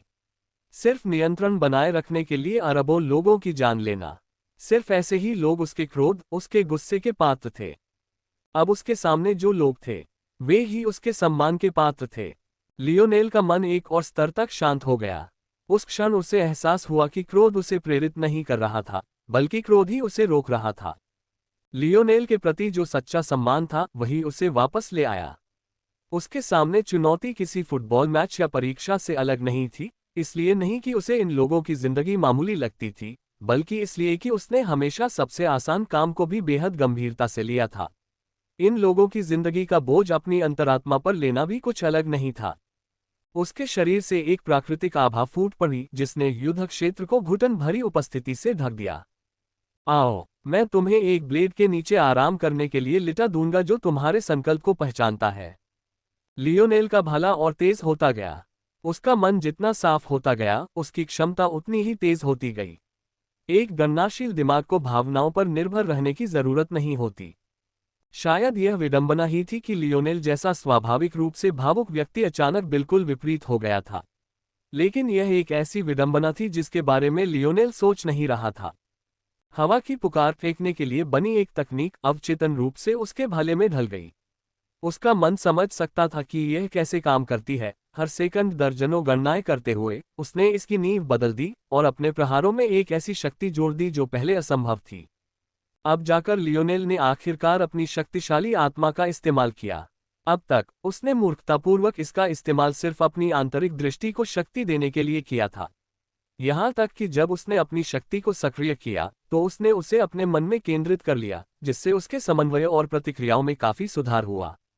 लेकिन अब एक हल्की सी रोशनी उसके भाले पर छा गई। उसकी धार आयना की कुल्हाड़ी की आत्मा जितनी नहीं फैल रही थी, शायद इसलिए क्योंकि उसे एक ऐसी तकनीक से चलाया जा रहा था जिसे लियोनेल अभी भी उसी पल के लिए ढाल रहा था। लेकिन उसकी ताकत को नकारा नहीं जा सकता था। लियोनेल अंग्रेजों की अंतिम पंक्ति में से निकल गया। उसका लचीला कवच और पसीना खून में सने हुए थे जो उसका अपना नहीं था। ऐना घेरे के केवल एक ओर से ही निकलने के बाद भी आयना के दुश्मन कम से कम 3 ओर से आक्रमण कर रहे थे। हालांकि बदले में लियोनेल को एक जलती हुई कुल्हाड़ी ही मिली। freewebnovel.com। उसने पहले कभी आयना की कुल्हाड़ी पर ज्यादा ध्यान नहीं दिया था। शायद वो एक आम किशोर लड़के की चुनिंदा नजर थी, लेकिन उसे पास से देखने पर उसे एक खूबसूरत हथियार ही कहा जा सकता था। इसका हैंडल 1.5 मीटर से अधिक लंबा था तथा इसकी मोटाई इतनी मजबूत थी कि आयना के छोटे हाथ इसे पूरी तरह से पकड़ नहीं पा रहे थे। हैंडल चटक लाल रंग का था। उसमें सोने और चांदी की नसें बह रही थीं, मानो सांस ले रही हो, माणिक्य जैसी रोशनी से स्पंदित हो रही थीं। 2 सिरों वाला ब्लेड बेहद बड़ा था। एक ब्लेड से दूसरे ब्लेड का व्यास भी थोड़ा ज्यादा था। दोनों सिरों पर एक खूबसूरत चांदी की चमक थी जो अब खून से सनी हुई थी। लेकिन उनके ब्लेड के किनारे हैंडल से भी गहरे लाल रंग के थे। जैसा उसने पहले सोचा था, यह एक खूबसूरत हथियार था, लेकिन जब यह उसके अपने सिर पर आ रहा था तो शायद यह उतना प्रभावशाली नहीं था। लियोनेल जानता था कि आयना की ताकत इतनी ज्यादा है कि उसका सामना करना उसके लिए मुश्किल है। उसकी सहनशक्ति लगभग 0 होने के बावजूद उसकी ताकत 1.00 से ज्यादा थी, जो उसकी अपनी ताकत से कहीं ज्यादा थी। इसके अलावा वह आयना के हथियार की धार को बिल्कुल भी नहीं समझ पा रहा था, जिससे उसे पूरा यकीन था कि वह उसके भाले को ऐसे चीर डालेगा जैसे सड़ी हुई लकड़ी हो। बिना किसी हिचकिचाहट के लियोनेल उसके नीचे झुक गया। इस अवस्था में आयना की फुर्ती उसकी फुर्ती के बराबर थी, लेकिन ये साफ था कि वह कमजोर हो गई थी। उसकी हमले की गति अब पहले जितनी तेज नहीं रही। जैसे ही कुल्हाड़ी उसके सिर के ऊपर पहुंची, लियोनेल उछल पड़ा और उसने अपने भाले के ब्लेड से आयना के हाथ के पिछले हिस्से पर जोर से वार किया। ऐसा करने के लिए उसे जितना सोचा था उससे कहीं ज्यादा दृढ़ संकल्प की जरूरत थी। उसकी नाजुक काया को नुकसान पहुंचाने के विचार से ही उसे घिन आ रही थी, लेकिन उसके पास कोई चारा नहीं था। लियोनेल ने आयना के बाएं हिस्से को लपेट लिया जबकि उसकी कुल्हाड़ी उसके हाथों में लड़खड़ा रही थी। उसने अपनी ढाल का व्यास लगभग 2 मीटर से थोड़ा ज्यादा कर दिया, जिससे उसकी पीठ पर होने वाले हमले रुक गए। आयना को आखिरकार लियोनेल की मौजूदगी का एहसास हुआ। उसकी आंखों में एक संघर्ष सा था, मानो वह तय करना चाह रही हो कि उसे वहीं काट दे जहां वह खड़ा है। सच तो ये था कि अगर वह चाहती तो सचमुच ऐसा कर सकती थी। जब उसने अपनी ढाल से उसके बाएं हिस्से को लपेटा तो उसकी छाती पूरी तरह से उसके लिए खुल गई। उसे कुल्हाड़ी की बिल्कुल भी जरूरत नहीं थी। उसकी छाती पर बस एक हथेली ही उसकी ताकत के बराबर उसे मार गिराती। मुझे माफ करें। थकान के कारण आयना की निगाहें घूम गईं, उसका गाल लियोनेल की छाती पर जा लगा। लियोनेल की आंखें चमक उठीं। वह अपने लचीले कवच के पार भी उसके शरीर की तपती गर्मी महसूस कर सकता था। उसे रोको, उसे भागने मत दो, लियोनेल ने आह भरी। उसने अपनी पीठ पर विशाल ढाल बांधी और बाएं हाथ से आयना को अपनी छाती पर खींच लिया। वह खुद तो पंख की तरह हल्की थी, लेकिन जिस कुल्हाड़ी को उसने बेहोशी में भी नहीं छोड़ा, वह बिल्कुल अलग कहानी थी। अकेले उसका वजन 200 पाउंड से ज्यादा था, और लियोनेल ने बेहोश होने से पहले आयना को उसका वजन कम करते हुए महसूस किया था। इस स्थिति के बावजूद लियोनेल अनजाने में मुस्कुराया और थोड़ा घबराया भी। मैं क्या सोच रहा हूँ? उसे तेज बुखार है और तुम एक ऐसी सेना के बीच में हो जो उसे मारने के अलावा और कुछ नहीं चाहती। चलो, सब कुछ संभालो। लियोनेल ने फैसला कर लिया था, उसने भागने का फैसला नहीं किया। अपनी ढाल पीठ पर, एक हाथ में आयना और दूसरे में भाला लिए, वह सीधा खड़ा रहा। अगर तुम आना चाहो तो आ सकते हो। मैं उतना ही लूंगा जितना तुम दे सकते हो, लेकिन मैं उसे यहां मरने नहीं दूंगा। अपना संयम वापस पाकर लियोनेल का प्रभावशाली आभामंडल एक बार फिर चमक उठा। आयना जितनी भी खतरनाक रही हो, यह उसके पास नहीं था। लियोनेल अपनी बात पर अड़ा हुआ था। भागने से उसे कोई फायदा नहीं होगा और वह अंततः फ्रांसीसियों को ही फंसाएगा। हालांकि अंग्रेज पीछे हट गए थे, फिर भी उनके पास मूल संख्या से 15,000 से ज्यादा सैनिक बचे थे। अगर वे एकजुट हो जाते तो वे बचे हुए 1,000 से भी कम फ्रांसीसियों को कुचल सकते थे। अब बस एक ही रास्ता बचा था। लियोनेल को अपनी इच्छा थोपनी थी। उसे अजेय दिखना था। उसे उनके संकल्प को तब तक कुचलना था जब तक कुछ भी न बचे। उसी संकल्प का वह पूरे दिल से सम्मान करता था। लियोनेल को समय की समझ ही नहीं रही थी। सूरज शायद कम से कम 2 बार, शायद 3 बार उगता और डूबता होगा। उसे यकीन नहीं था। वह नहीं जानता था कि उसे यह शक्ति कहाँ से मिली। सच तो यह था कि उस तरह का समय नहीं बीता। भले ही लियोनेल खुद इंसानी हदों को पार कर रहा था, फिर भी बिना आराम के 3 दिन तक लड़ना उसके बस की बात नहीं थी। यहाँ तक कि जब वह माया मंदिर में इतनी देर तक जागता रहा तो भी ज्यादातर समय चुपके से इधर उधर घूमता और स्पेनियों के बड़े समूहों से बचता रहा। फिर भी सूरज के उगने और डूबने का उसका भ्रम पूरी तरह से खत्म नहीं हुआ था। जब तक लियोनेल अपने थके हारे शरीर को धीरे धीरे घसीटता हुआ बाहर निकला, एक हाथ में भाला और दूसरे में आयना, तब तक तेज सूरज डूब चुका था और भोर के संकेत धीरे धीरे दिखाई देने लगे थे। लियोनेल का भाला और आयना का कुल्हाड़ी जमीन पर घिसटते हुए सूखी जमीन पर गहरे निशान छोड़ गए। उसे अंदाजा नहीं था कि आयना बिल्ली के बच्चे की तरह लिपटी हुई उस विशालकाय चीज को कैसे पकड़े हुए थी, लेकिन हकीकत उसके सामने थी। उद्धरण चिन्ह ... मैं ऐसी पागल औरत को कैसे पसंद करने लगा। लियोनेल ने आईना की तरफ देखा, जिसका सिर उसकी छाती में धंसा हुआ था। उसका दाहिना हाथ उसके शरीर से चिपका हुआ था, लेकिन बायां हाथ कुल्हाड़ी को एक अजीब कोण पर खींच रहा था। लियोनेल को डर था कि उसका कमजोर हाथ टूट जाएगा, लेकिन हर बार जब वह उसे संभालने की कोशिश करता तो वह बहुत जोर से संघर्ष करती। अच्छी बात यह थी कि आईना का तापमान धीरे धीरे कम हो रहा था। कम से कम अब वह छूने पर डांट नहीं रही थी। लियोनेल ने ऊपर देखा तो जनरल फ्रैंक उसके सामने खड़े थे। उनकी आंखों में डर का भाव था। ऐसा लग रहा था कि लियोनेल की सलाह के बिना उनकी हिम्मत पीछे हटने की नहीं थी। उद्धरण चिन्ह ... वे दोबारा हमला नहीं करेंगे। लियोनेल ने इतनी कर्कश आवाज में कहा कि उसे पहचान ही नहीं पाया कि वह उसकी अपनी आवाज है।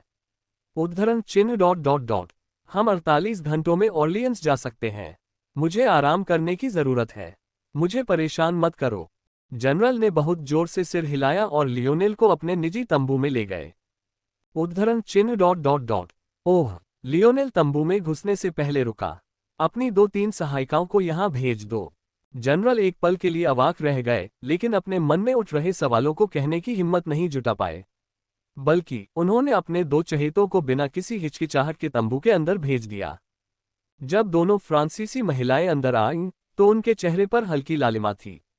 कम पसंद की जाने वाली कंफर्ट विमेन की तुलना में ये दोनों अभी अभी किसी सैलून से निकली हुई लग रही थीं। उनके कपड़े सादे और सस्ते थे, लेकिन साफ सुथरे। इसके अलावा उनकी सुंदरता मनमोहक थी। ये स्पष्ट था कि अगर उनका जन्म दुर्भाग्य से इतना नीच न होता तो वे कुलीन महिलाएं मानी जा सकती थीं। जब उन्होंने लियोनेल की नंगी पीठ पर लहराती हुई लकीर देखी तो उनकी शर्म और बढ़ गई। उन्हें उस पर लगे धूल, मैल और खून का कोई ध्यान ही नहीं था। वे सैनिकों की खराब स्वच्छता से निपटने के आदी थे।